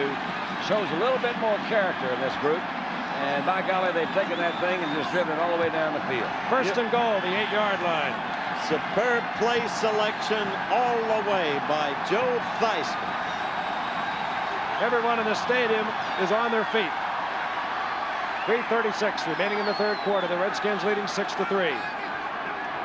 Theismann has the time. Going for Fugit. Had to overthrow. You know what? That's the first time I've seen Harvey Martin even close to Theismann. And he got there too late that time. Charlie Waters picking up Fugit in the end zone. Theismann, good call here. He's been running the ball. Now he changes it up with play action. And he had to overthrow this because Charlie Waters was coming in to pick it off. Nothing Fugit would rather do than score against his former teammates. Indeed. Signed out his option, signed here in 75. At Amherst, they remember. He has a few other interests, but maybe tonight you're right. 2nd and goal. The ball at the 8. Mike Thomas. Little delay play, fooled no one, particularly number 75, Jethro Pugh, and there's a loss of 2 yards. Doesn't make much difference. They've already made their statement. They've taken it and driven it all the way down the field. If he doesn't do something silly like throw an interception, they're going to have another field goal right here. Ricky Thompson comes in. Ricky Thompson, the acquisition from Baltimore. He's had a fine night. Drops off the play with Joe Theismann. His 3rd and goal. The ball is just inside the 10. Seconds ticking away. 2 minutes and 50 seconds remaining in the 3rd quarter. There it is. Theismann. And almost picked off and then almost caught by number 86, John McDaniel. After all of Addison complete, and out comes Mark Mosley. Dallas showed some character, too, on that stand. They didn't let them get in. Washington had driven almost the length of the football field. We have a great football game here tonight. 2 stubborn, determined, and often brilliant teams. It's easier to show character when you have a basic, fundamental 27-yard attempt. It's good. Mosley perfect on the night. A 42-yard field goal, a 52-yard field goal, and now a 27-yard field goal to make it 9-3 over Dallas. We'll be right back. And that's the story. We have no touchdowns with 2:40 remaining in the 3rd quarter in a bitterly fought game. These 2 classic rivals that have been dueling for the Eastern Division Championship for so many years, Dallas and Washington. Butch Johnson is deep along with Doug Dennis, and Mark Mosley will kick off for Washington. Washington used up 5 minutes with 11 plays, and like Dallas, had to settle for 3 points. Mosley riffles it high. Butch Johnson from his 12. Johnson carries a couple of Redskins out over the 25 to the 26, where it'll be 1st and 10. That was pure individual effort by Butch Johnson. You're right, Howard. That was nice. He just did it on his own. Should have been felled at the 20, but stubbornly moved ahead. I'm really interested to see what they're going to do with this series of down. We talk about Washington, and I think the importance of what they did offensively after that great defensive stand was a real key. The Dallas offense, the pressure's on you. And that man right there, Mr. Clean, you better do something for me. He's had the pressure before. The Super Bowl champion quarterback. Newhouse. Bulls up to the 30, gets 4 yards. It'll be 2nd and 6. Kenny Houston again in the one-on-one situation. Did you see 27 knock him to the ground? Yeah, I did. I also see him committing very early to that move in there, so I'd like to see a play pass, fake in there to Newhouse, and see Kenny coming right up in the middle, and man, he makes a hit on you, doesn't he? And then use number 89, Billy Joe Dupree, to run that right down the middle on a quick look in. 2nd down, 6. The ball just over the 30-yard line. Starback wants Tony Hill, has him. And Tony Hill steps back, rather Drew Pearson. Drew Pearson makes the completion and the first down at the 40-yard line. He didn't use the look in. He went to the quick square out. Well, that's all. He got him a first down, but it's just something to file back there in your head that you got the strong safety making a lot of tackles right at the line of scrimmage or right beyond the line of scrimmage, so just remember that. Go it back in there, set it up, come back in there, catch him with a play fake later on. This is why, for all time, you're my quarterback. 1st and 10 Dallas. The ball at their own 40-yard line. Newhouse will get called for illegal motion as Dorsett goes over the left side. I don't blame him. He started a little too early.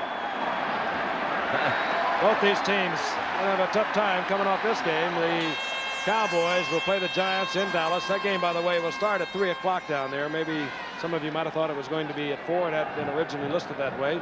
And, of course, Washington goes to Detroit. That's next Sunday for both of these ball clubs. Don, I have another thought. All right, let's talk about it. In our opening game, Baltimore at Dallas, Number 44 offense, illegal motion, first down. There's the call. We saw Starback go to Dorsett coming out of the backfield, and he was absolutely brilliant making yardage. Tony Dorsett, or rather Robert Newhouse, has gone out of the game. Now he's back in, and Dorsett has gone out, and Doug Dennison is in. That is the adjustment. Dorsett holding his thigh when he left the game. 1st and 15. No, nothing there. Newhouse. Look at that. Look at that move. Oh, Robert Newhouse wants to win it on his own. He really did. And he can't throw to Dorsett now, who's temporarily at least sidelined, holding his thigh as Frankson. But it's a good idea. Newhouse Yeah. gets 6. It's 2nd down and 8. And you saw an attempted block by the man in front of that pattern. He could not throw the block because it would have been a clip. He very wisely pulled up. And Newhouse gets 6 out to the 41-yard line. We're 2nd down and 9. Did you say Dorsett went out with is he hurt, Frank? He went out limping slightly, Don, and Doug Dennison came in. Okay. Tank McClinton out getting a rest, a well-deserved one. Look here, 3rd, and they're back in the shotgun. 2nd, I mean. Here comes the blitz. They pick it up. Flag is down. Flag is down, too. Look Tony out, Hill Tony has the Hill. ball. He's in a mix-up with Joe Lavender, but a flag is down back at the line of scrimmage. And I think it's against Washington. Personal foul against Washington. That would be tagged on, wouldn't it, at the end of that play, Frank? That Tony Hill is pretty. I like to watch it. Have a false start, number 71 on the offense. Personal foul on the defense, number 27. Will enforce the 15-yard penalty only. That's the new rule. It would have been offsetting a year ago. There was a call against Andy Frederick on the right side. There was a personal foul against Kenny Houston against Washington. The penalty will be assessed against Washington. Ooh. And that will give Dallas a 1st and 10 at the 44-yard line of Washington. That's a biggie. It sure was. Personal foul on defense. By rule, we only penalize the 15-yard penalty. First down. 7 seconds remaining in the 3rd quarter. Seesaw back and forth, and neither team can get in for the 6. Sooner or later, one will. We've had 4 field goals. Tony Hill. Drew Pearson to the left. The tight end Dupree. Bottom of your screen on the offensive line. Doug Dennison. Oh, and he is nailed by the number 71, Carl Lorch. That takes care of the third quarter. You're watching another exclusive of ABC Sports. With the score, Washington 9, Dallas 3. We'll return for the fourth quarter in just a moment.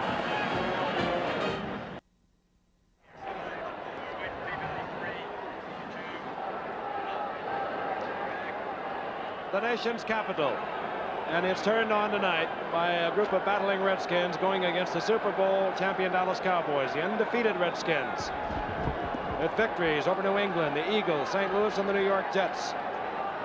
There's our Goodyear blimp overhead looking down. Bill Sullivan, our cameraman up there, flying around with Patrick Henry in the Goodyear blimp America. Beautiful night for football, and this is what football really is all about. 2 hard-hitting teams, clean, tough football, and it's close. 9-3, the Redskins over the Cowboys. Dallas has a second down and 9, 44-yard line of the Redskins, and here comes Doug Dennison. Really a nice play, Frank. Second down and 9 to go a straight handoff to Doug Dennison and pick up about 7 yards. That's pretty nice. That puts them in a very competitive position on their third down situation. Doug Dennison will fool you. A backup back.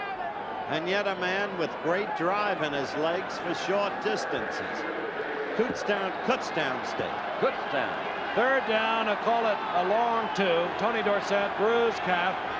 He'll be out for this series of plays, we've been informed. Dennison, in his 5th year, came as a free agent in '74, has only carried the ball 12 times this year, coming into tonight's game.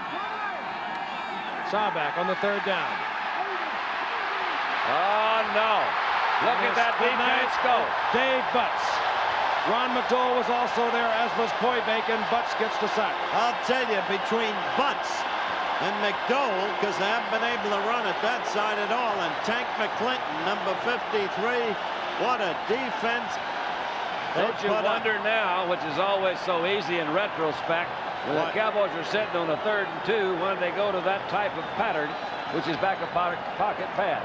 We were talking about Grogan. One of the things that Grogan does on a rollout pass, he gives you that option of running or throwing. Staubach can do that for Cowboys. That's the way Grogan won for the Pats yesterday in a thrilling late second victory over San Diego. Danny White will punt. Tony Green is standing at the 10-yard line of the Redskins. White angles to his left, looking for the sideline. Green will have an opportunity from the 7.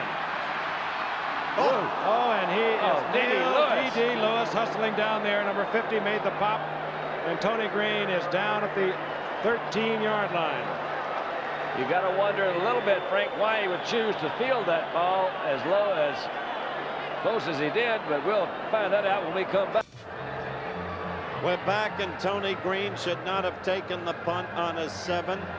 Looking at Tom Landry, here's the punt again. Green should have let it go into the end zone, which by all percentage odds it probably would have done. But the rookie has gotten perhaps a touch overconfident. He's broken one for 80 yards. He's broken one for 90. He broke one for 40 to 45 when he got injured, and he thought maybe he could do it again. There have been no turnovers so far by the Washington Redskins. 1st and 10, Washington, their own 13-yard line. 13:30 remains in the game. Riggins gets the call. Flag up. Flag is down, and Bob Brunig stepped across there to make the stop for Dallas.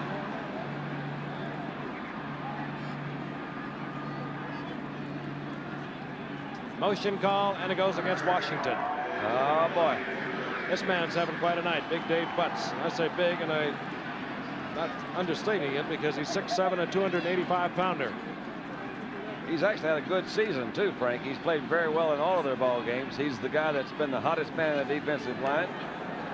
Number 75, offense, illegal motion, 1st down. Terry Hermeling, who has been doing a very creditable job tonight against the big man for Dallas, Harvey Martin. 1st and 15. Washington in trouble. Let's see what Theismann does to get out. Theismann, man wide open is Ricky Thompson. Oh, what a nice throw, too, Frank. That ball from your own end zone. right on a clothesline, 35 yards out. He hits him right in the numbers. Theismann, you have learned something in the offseason, my man. He learned something in Canada, too. He just never had the opportunity he's getting this year. Now, Howard, we've seen him before. He just never has been able to do this. He has really got, I don't know what it is, that intangible thing of confidence or whatever, but that ball hits right between the 8 and the 3, and it was on a clothesline for about 35 yards. First down. The ball at the 35-yard line. Mike Thomas. Thomas gets out close to the 40-yard line. A gain of 5. It'll be second down and 5. Tony Dorsett, as we told you, bruised the left calf of his leg. We understand he was able to come back in. Ricky Thompson having a big night. A wide receiver for Washington. He was the one we told you came from Baltimore. Played in only 5 games for Baltimore last year. Had 1 reception. Also had 1 reception in 1976. But clearly a great acquisition based on his play tonight. Second and 5. Riggins. Big hole. Huge hole. The big man, but he can move fast, and he gets inside the 45-yard line to the 43-yard line. First down, Washington. They deserve it. You know, he was as big as he is. He was about a 9'6" sprinter. And he performed at Kansas. Let's look at it again. Now he finds nothing there, breaks to the outside. Oh, they got Larry Cole moving to the inside. Look at number 63. They pushed him in there, went on the inside of too tall Jones. Did not cover that hole. Aaron Kyle has to get him right along with. I was saying earlier on in the first half, that's why Reeve Eubank went for him instead of John Brockington. The ability to go outside. Riggins again, left side. And carries Cliff Harris for additional yardage to the 38-yard line. Gain of 5, it'll be second and 5. Bob Bruni coming over from his middle linebacker, and he couldn't get him down. You got to give him an awful lot of credit. They have a motion penalty in the first down, so they're now looking at 1st and 15. Theismann comes back, throws a dart, hits Ricky Thompson right in the numbers. Gets a big first down. Riggins picks up another one. Now they're sitting here with 2nd and 5. You know, it's an interesting game. It goes back and forth. Washington only had the ball for 1 series in the 3rd quarter. Dallas held the ball 18 plays, 8 minutes and 9 seconds they used up. And now Washington's coming right back on 2nd and 5. Theismann, play action fake. He wants a bundle. Aaron Kyle got it, Aaron didn't he? Kyle Yes, sir. in the end zone. Touchback. Dallas will get it at the 20. What an interception. That was a beauty. They were going for Ricky Thompson. He was between 2 defenders. And is picked off by Aaron Kyle, the 3rd-year man out of Wyoming. And we'll be right back at JFK Stadium after this message. Joe Theismann tried to squeeze it in between Cliff Harris and Aaron Kyle made a spectacular diving interception to turn Washington back. Really, as a youngster, he is really a gifted athlete. That's what it was, Frank. Really a great athletic move on his part. Everything was elephant okay right there when he grabbed out. Did you like that call, Don? Well, not particularly. Jack Pardee looks out as Tony Dorsett is back in the backfield for the Dallas Cowboys. They trail 9-3. 11:06 remaining in the game. Dorsett gets the call. Finds an opening, hit there by McClinton. And Butts. Big number 65, Dave Butts. Gain of a couple, it'll be 2nd down and 8. All day, all night, tanking Butts. You gotta be kidding. Nope. Washington. Behind closed doors. You got it. Well, you guys are charged tonight. Why not? I like it here in the nation's capital. 2nd and 8. Ball at the 22-yard line. Pearson goes left. Tony Hill, top of your screen. Those are the wide receivers for Dallas. Dorsett will be called for illegal motion. I don't blame him. He was going too Pearson. fast. Well, you don't want to let the ball get away from it because no whistle had blown. And Dallas was really lucky there because the penalty was against Dallas. They did recover that fumble. Had they not, Washington would have had it right there.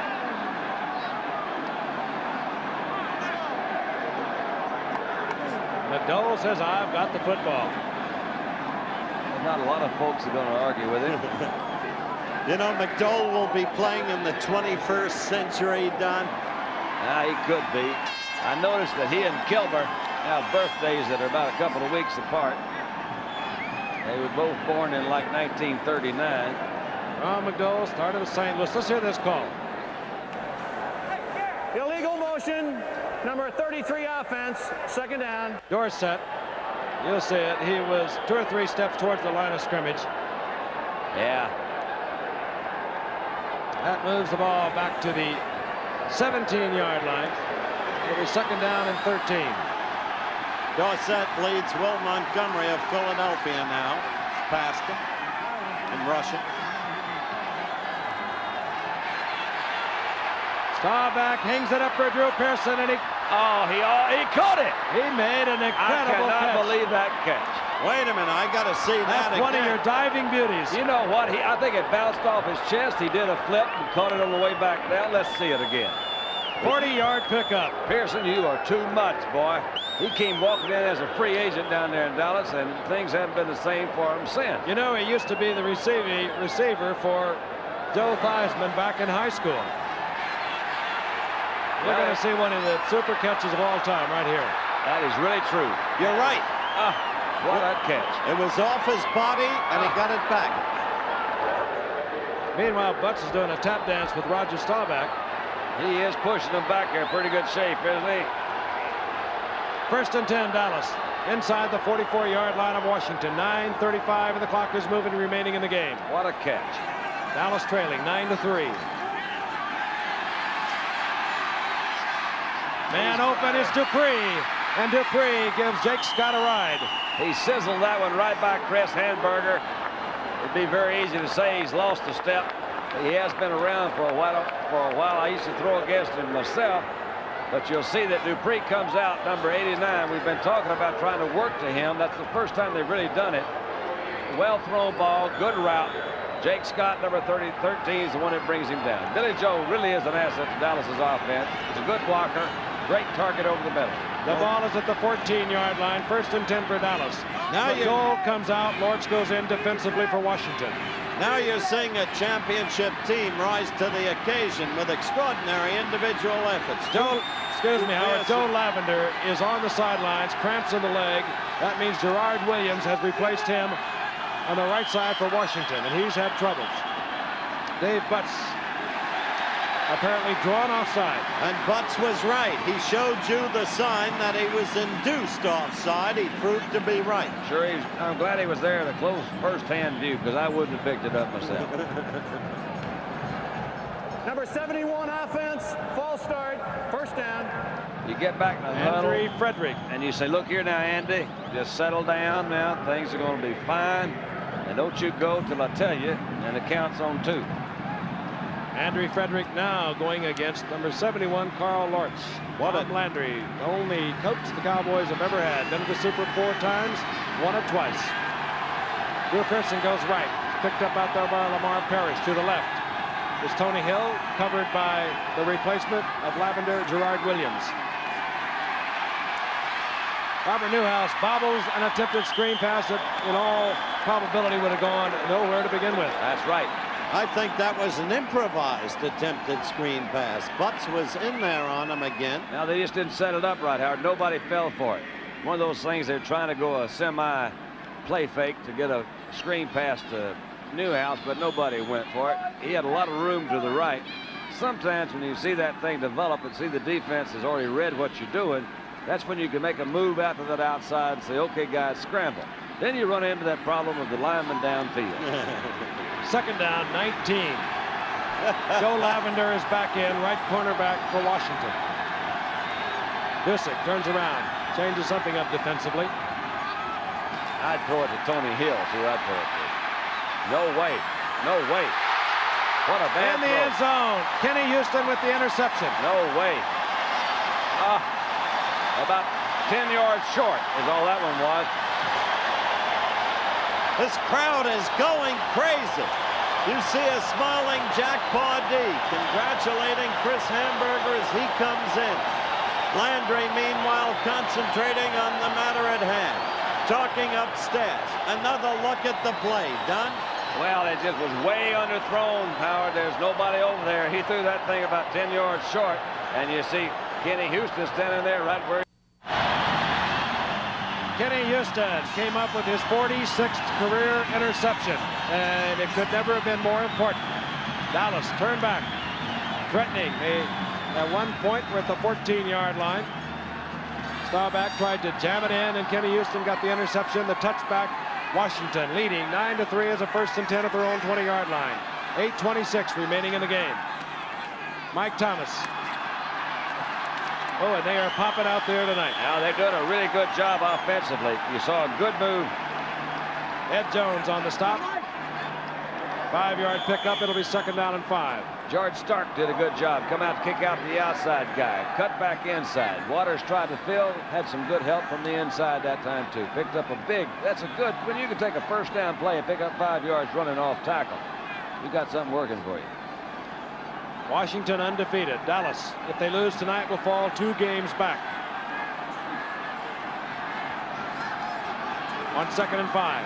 Riggins pulls ahead and just on his own strength drives Larry Cole back out to the 28-yard line, getting 3. It'll be 3rd down and 2. And there's the man who holds a couple of NFL records, principally returning 4 interceptions for touchdowns in one season.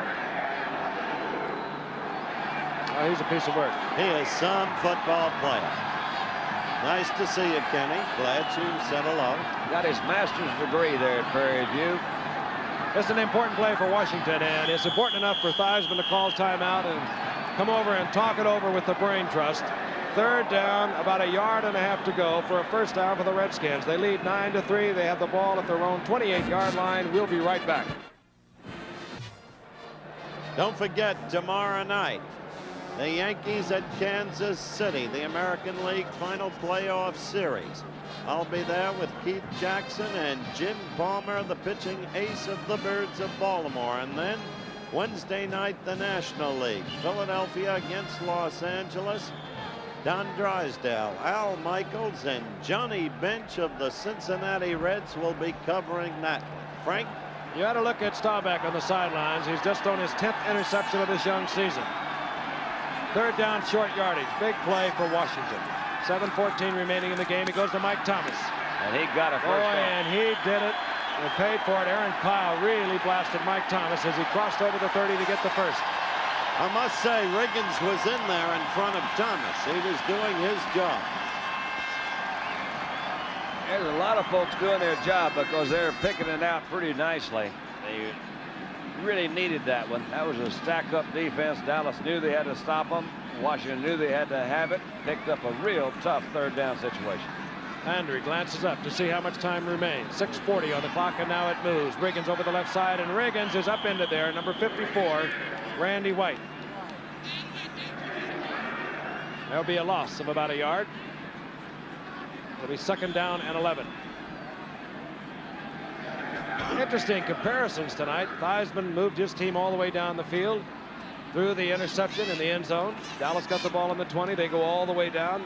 Staubach throws the interception in the end zone. It's been seesaw back and forth all night. Good, hard-hitting game. 2nd and 11. The ball at the 30-yard line of Washington. Theismann going for John McDaniel. No. Dennis Thurman and Charlie Waters on the coverage. Had a good move by Waters that time, who's kind of the quarterback of that defensive secondary. He was reading the offensive formation very well. Saw that whatever key he was taking, he made it quickly to the outside. Put the pressure on Theismann to throw it exactly right. He was a little bit wide with it, so therefore the pass was incomplete. You know, they've got a rookie at the left cornerback now. Don mentioned earlier, Benny Barnes had his problems in the early going. Then Washington had problems, so Dennis Thurman, a rookie out of USC, an 11th round draft pick, is working over there now. 3rd down and 11. 5 defensive backs, Frank. 3rd down, and look at him come. Whoop. Theismann floats up in the air. He got it. And coming down with it is John McDaniel. He has a 1st down for Washington. You got to be kidding. That's unbelievable. You got to be kidding. Jimmy liked that one. I got to tell you, the president and his lady liked that play. Well, they picked a good game to come out and watch. Anybody should watch it. They put a little pressure on them. You see the crisscross blitz with Thomas. Heckman coming in. The ball was a wish-wash duck shot up to the outside. There's nobody over there. Aaron Kyle couldn't get there. Randy Hughes couldn't get there, but it was enough for McDaniels to pick up a first down. Now what it basically was, Dennis Thurman was playing way off that receiver, and even floating like that, he couldn't get back. 1st and 10. The ball at the 41-yard line. Play action again by Theismann. He has Riggins. And Riggins goes down in the arms of Bob Brunig. But he gets 6 yards. It'll be 2nd and 4. And more importantly, the clock continues to move. And now that clock is all important, of course. And I got to tell you, that wobble pass, that waffling ball was unbelievable. Take it any way you can get it. Waiting for McDaniel to call for a fair catch. Absolutely. Take it any way you can get it. I still can't believe that McDaniel was only started once by the Bengals. 2nd down 4. Mike Thomas. Oh, nice move. And Mike Thomas. Who was that came up Runs there? into Dennis Thurman. Gets about a yard. It'll be 3rd and 3. That's a good field by Thurman, Frank. He came up with that safety. There's Waters in there too, but that's pretty hard for a defensive back to stop that ball carrier for no gain or for a yard, and that's what they did with Mike Thomas. We have less than 4 minutes left now. And another big play for Washington. They've got a good long 3 yards, maybe 4 for the first down. Out to the left goes Ricky Thompson. To the right is John McDaniel. Theismann. Throws to Fugit, incomplete. Oh, that was almost intercepted there, but that was pretty good rush by White. And Martin cut fairly close that time, so it brings up a big 4th down. 4th down, and out trots number 4, Mike Bragg. And dropping deep for Dallas is number 86, Butch Johnson. And Theismann is complaining that he was either, well, he's probably complaining that Fugit was interfered with by Cliff Harris. Mike Bragg. All right, will Dallas be able to do it on this drive? 3:30 remaining in the game. Dallas trailing 9-3. Bragg angles, doesn't catch the sideline. Butch Johnson takes a chance. Paid off for about 7. And picks up 6 or 7 yards in doing so. Out to the 28-yard line will Dallas will take over 1st and 10. 31-yard punt by Bragg. All right, Frank, this is it, really. Theismann on the sidelines. He's having quite a night. What he's been doing, and not only in, of course, the plays, most of them coming from the bench, but he has been using his count well. Dallas several times now tried to blitz, and he had catch him too early. They couldn't get through with the blitz. Just a charged up Washington Redskin team. Staubach to Drew Pearson, incomplete. Threw it too quick. He had Butts back there. He threw it way before the break came. Didn't have a chance to adjust to that pass because he didn't see it. He has 3 minutes and 16 seconds left. Plenty of time. He didn't take a very deep drop that time. Went back about 4 or 5 yards. That's pretty quick. He is not having overall a good night. He has shown flashes, but overall a difficult night for Roger Staubach. Washington has contributed to that. Preston Pearson is in. He, of course, as we said before this evening, a very gifted receiver. Dorsett is in. Newhouse is out for Dallas. 2nd and 10. Now then, there you go. Move it. Staubach. No way. Going for Tony Hill. There is a way. No way. First down inside the 30-yard line. Tony Hill came back for it like any good receiver would and made the completion against Lamar Parrish. I forgot about Tony Hill being down there. That ball was not well thrown. He throws it into the middle. He had Billy Joe Dupree open down the middle. Chose to go to Tony Hill, who made a great adjustment, came back in and went for the ball. And Howard, you mentioned how Tom has bragged on this guy. I saw him out in training camp this year, and he told me, he says, I have never in my coaching career seen a player who had the ability to adjust to the ball. And you saw that last 2-yard adjustment back into the middle. Lavender was all over him. The coverage was there. He's just a remarkable player with a super individual effort. Jake Scott back there too. He was looking at Hill rather than the ball, or he might have had the interception. On 1st and 10 for Dallas. 2:32 now on the clock. Staubach out of the shotgun. Staubach gets away from Butts.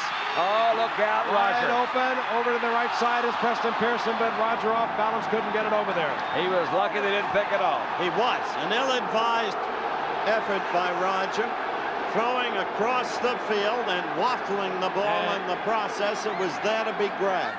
And I think we're going to have a penalty against the Redskins for roughing up Staubach. They did hit him pretty good, didn't they, Frank? I didn't see who it was. Could you tell? I believe it might have been Dyron Talbert. That was the accusing finger. Let's listen. Personal foul, unnecessary roughness, number 55 defense. No, Chris Hamburger gets the call. Jack Pardee.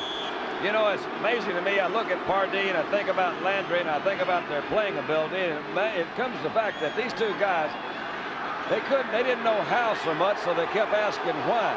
And they make good coaches when they ask why. First and 10, Dallas. 15-yard line of the Redskins. 2:18 on the clock. Dallas trailing 9-3. Dorsett. And the little one skips to the 10-yard line. Gain of 5. It'll be 2nd and 5. Taken there by Brad Dusek and Harold McClinton. The 2-minute warning is coming our way. Staubach has already started moving over to confer with Tom Landry. Hamburger will do likewise with head coach Jack Pardee. And we'll be back with more exciting action in a moment. Putting this game into perspective, the Washington Redskins undefeated on the season. They are 4-0. Dallas is 3-1. The Cowboys trail 9-3 with 2 minutes remaining. They have 3 timeouts. They have a 2nd and 5. The ball just short of the 10-yard line. There are 3 timeouts remaining, as I mentioned. Staubach coming in. We're having talked with Tom Landry, who calls all of Staubach's plays. It's kind of important, I think, Frank, to realize that they are 5 yards away from a first down, 10 yards away from a touchdown. So that conceivably could give them 6 downs to make that touchdown. A touchdown and a conversion, they'd go up by 1 point. I'd give it to Dorsett every time. Newhouse and Dave Butts corrals. Butts, you're too much. Newhouse and Flag is drops down. him back for a loss, and another flag is down. I don't believe Dave Butts tonight. I would give it to Dorsett 6 times in a row. And I'd say, okay, that's where my money is. No penalty. All right. Correction, no penalty. Okay. 2nd down. All right. We'll buy that. Whatever you think's right. Now then, you got 5 shots. It's 3rd down and 5. They're going to try to hit Pearson again. Do you think they're fooling anybody when they put Newhouse out and bring Pearson in? The loss is of 3 yards. It'll be 2nd down and 8. Or the 3rd down and 8. Seconds ticking away for Dallas. And now they call timeout. Dallas has called timeout. They'll have a 3rd down and 8. The ball at the 13-yard line of the Washington Redskins when we return. The entire stadium is on its feet. 1 minute and 46 seconds remaining. The Cowboys have 2 timeouts. They have a 3rd down and 8. The ball is at the 13-yard line. Staubach having conferred with Tom Landry. Sends Tony Hill to the right, Drew Pearson to the left. Preston Pearson is also in. He is the receiver in that backfield. All right. Drew Pearson. You got it. He had possession, I do believe, and now they say no. Oh, that's going to be a close one. I love it. Lavender was defending. Drew Here we Pearson. go again. Every week. Drew Pearson is not complaining himself. He has to have total possession. He cannot be juggling it. 2 officials right on the spot. And he never did have possession. No, he You're did right. not. I think it was an absolutely right call. Now they must try it again. On 4th down. 1:41 remains in the game. Wow, we've had a barn burner tonight. Yeah, this has been a goodie.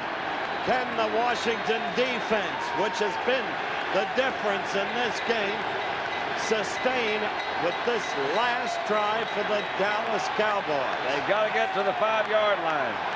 Pearson to the left, Hill to the right. Lavender will take Pearson. Hill is covered Oh, over by Roger. Parrish. Oh, and a And flag they've goes down used too the much lane. time.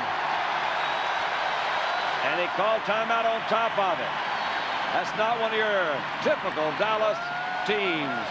No, it is not, is it, Doc? Well, unless you go back to the early 60s when I was doing that stuff. It never happened to you. Oh, hey, we were confused a lot. 30-second count, offense. Too much time, 5-yard penalty. Dallas player, no choice. This is an interesting conversation right here because it's one of the few times you see Roger saying, wait a minute, Tom, you're wrong. Tom says, no, I'm not wrong. You just hold on a minute, I'll tell you why. But they got their wires crossed there somewhat. Brudig, who is Staubach's roommate, of course, is going to be in there protecting. Danny White's coming in there. They got it screwed up. Now they're really in jam. They got a 4th down and about 12 yards to go. Field goal won't help them. They got to go for it. The ball is at the 18-yard line. It's 4th down. 1:41 remaining. The one timeout remaining for Dallas, in all probability, totally academic at this point. What a ball game. The touchdown. A great football game. What a ball game. 2 fine teams. Don't worry about that, man. When you're one of the few people alive who's beaten black mold cancer, you can live with how a football game turns out. You've got a sense of where it's at. That's Jack Pardee. Nevertheless, he's vitally interested at this moment. He is, but he will not live or die by it. Great player with the Redskins, with the Rams, came to the Redskins with George Allen in 1971 with 8 other Rams. He was the captain of the Super Bowl team that lost to Miami, wearing number 32. 4th 13. Up to the right goes Tony Hill. He'll be covered out there by number 24, Lamar Parrish. Drew Pearson is to the left. Lavender is in on that coverage. From the shotgun. No way. Incomplete. Washington takes over. Look at this crowd. Hear this crowd. Whole stadium is rocking. The 5th game of a 16-game season. They're all over. They're holding up. We're number 1. That's right. You'd think they'd won the Super Bowl, but why not? It's a night of glory before the President of the United States, who took a well-deserved evening off to enjoy a football game. It's not over. Dallas can stop it one time. A Redskin 1st down, and it'll be all over. There's Coy Bacon coming in. They had a good move to the outside by Talbert. It goes to Tony Hill, and he was well covered back there. Frank, he got open there at the last. Washington, 1st and 10. Ball at their 18-yard line. Riggins working on the clock. Seconds ticking away. How many more timeouts does Dallas have? 1. One timeout. The last time the Redskins got off with a 5-0 record, which they are very close to doing, was back in 1972.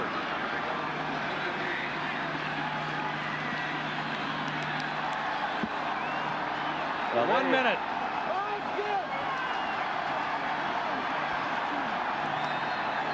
Second down and 11.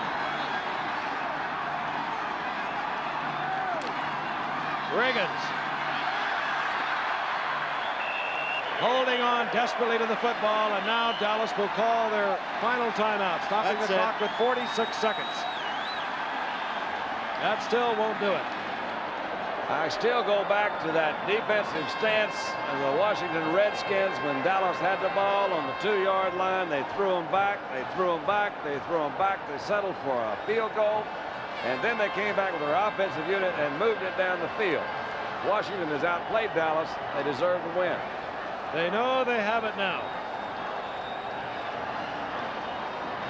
Well, they shot a few of them tonight, but they meet again.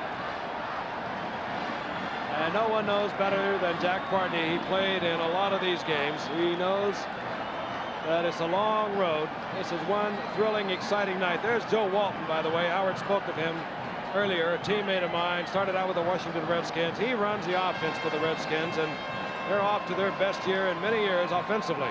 He was a little fella, but a great 3rd down receiver. They couldn't find him. He was somehow always out there alone. Frank used to look on and envy at the man's talent. Oh, yes. Oh, He did yeah. have a great deal of talent. Out of University of Pittsburgh, All-American there. The Dallas Cowboys cannot stop the clock again. They have no more timeouts. 46 seconds on the clock. 3rd down and 9.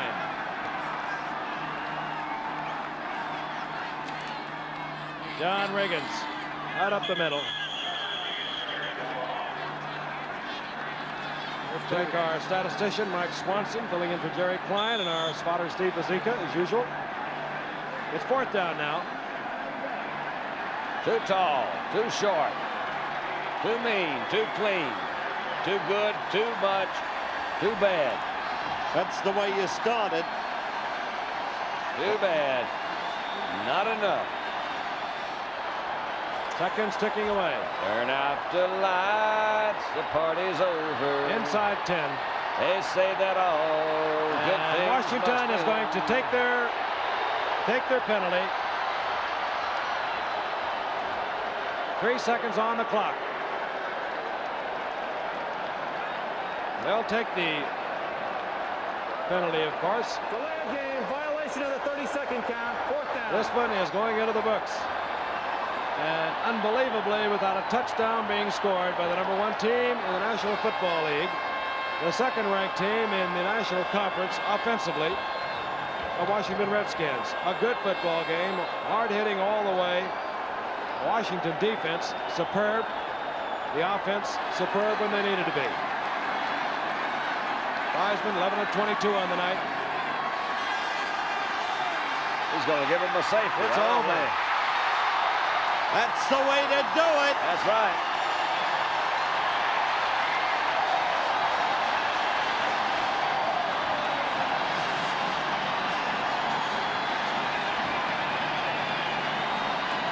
What a football game this was. Oh, it was. Brilliantly coached team by that man, Jack Pardee. Safety on the final play will make it 9-5. Charlie Waters hustling in there.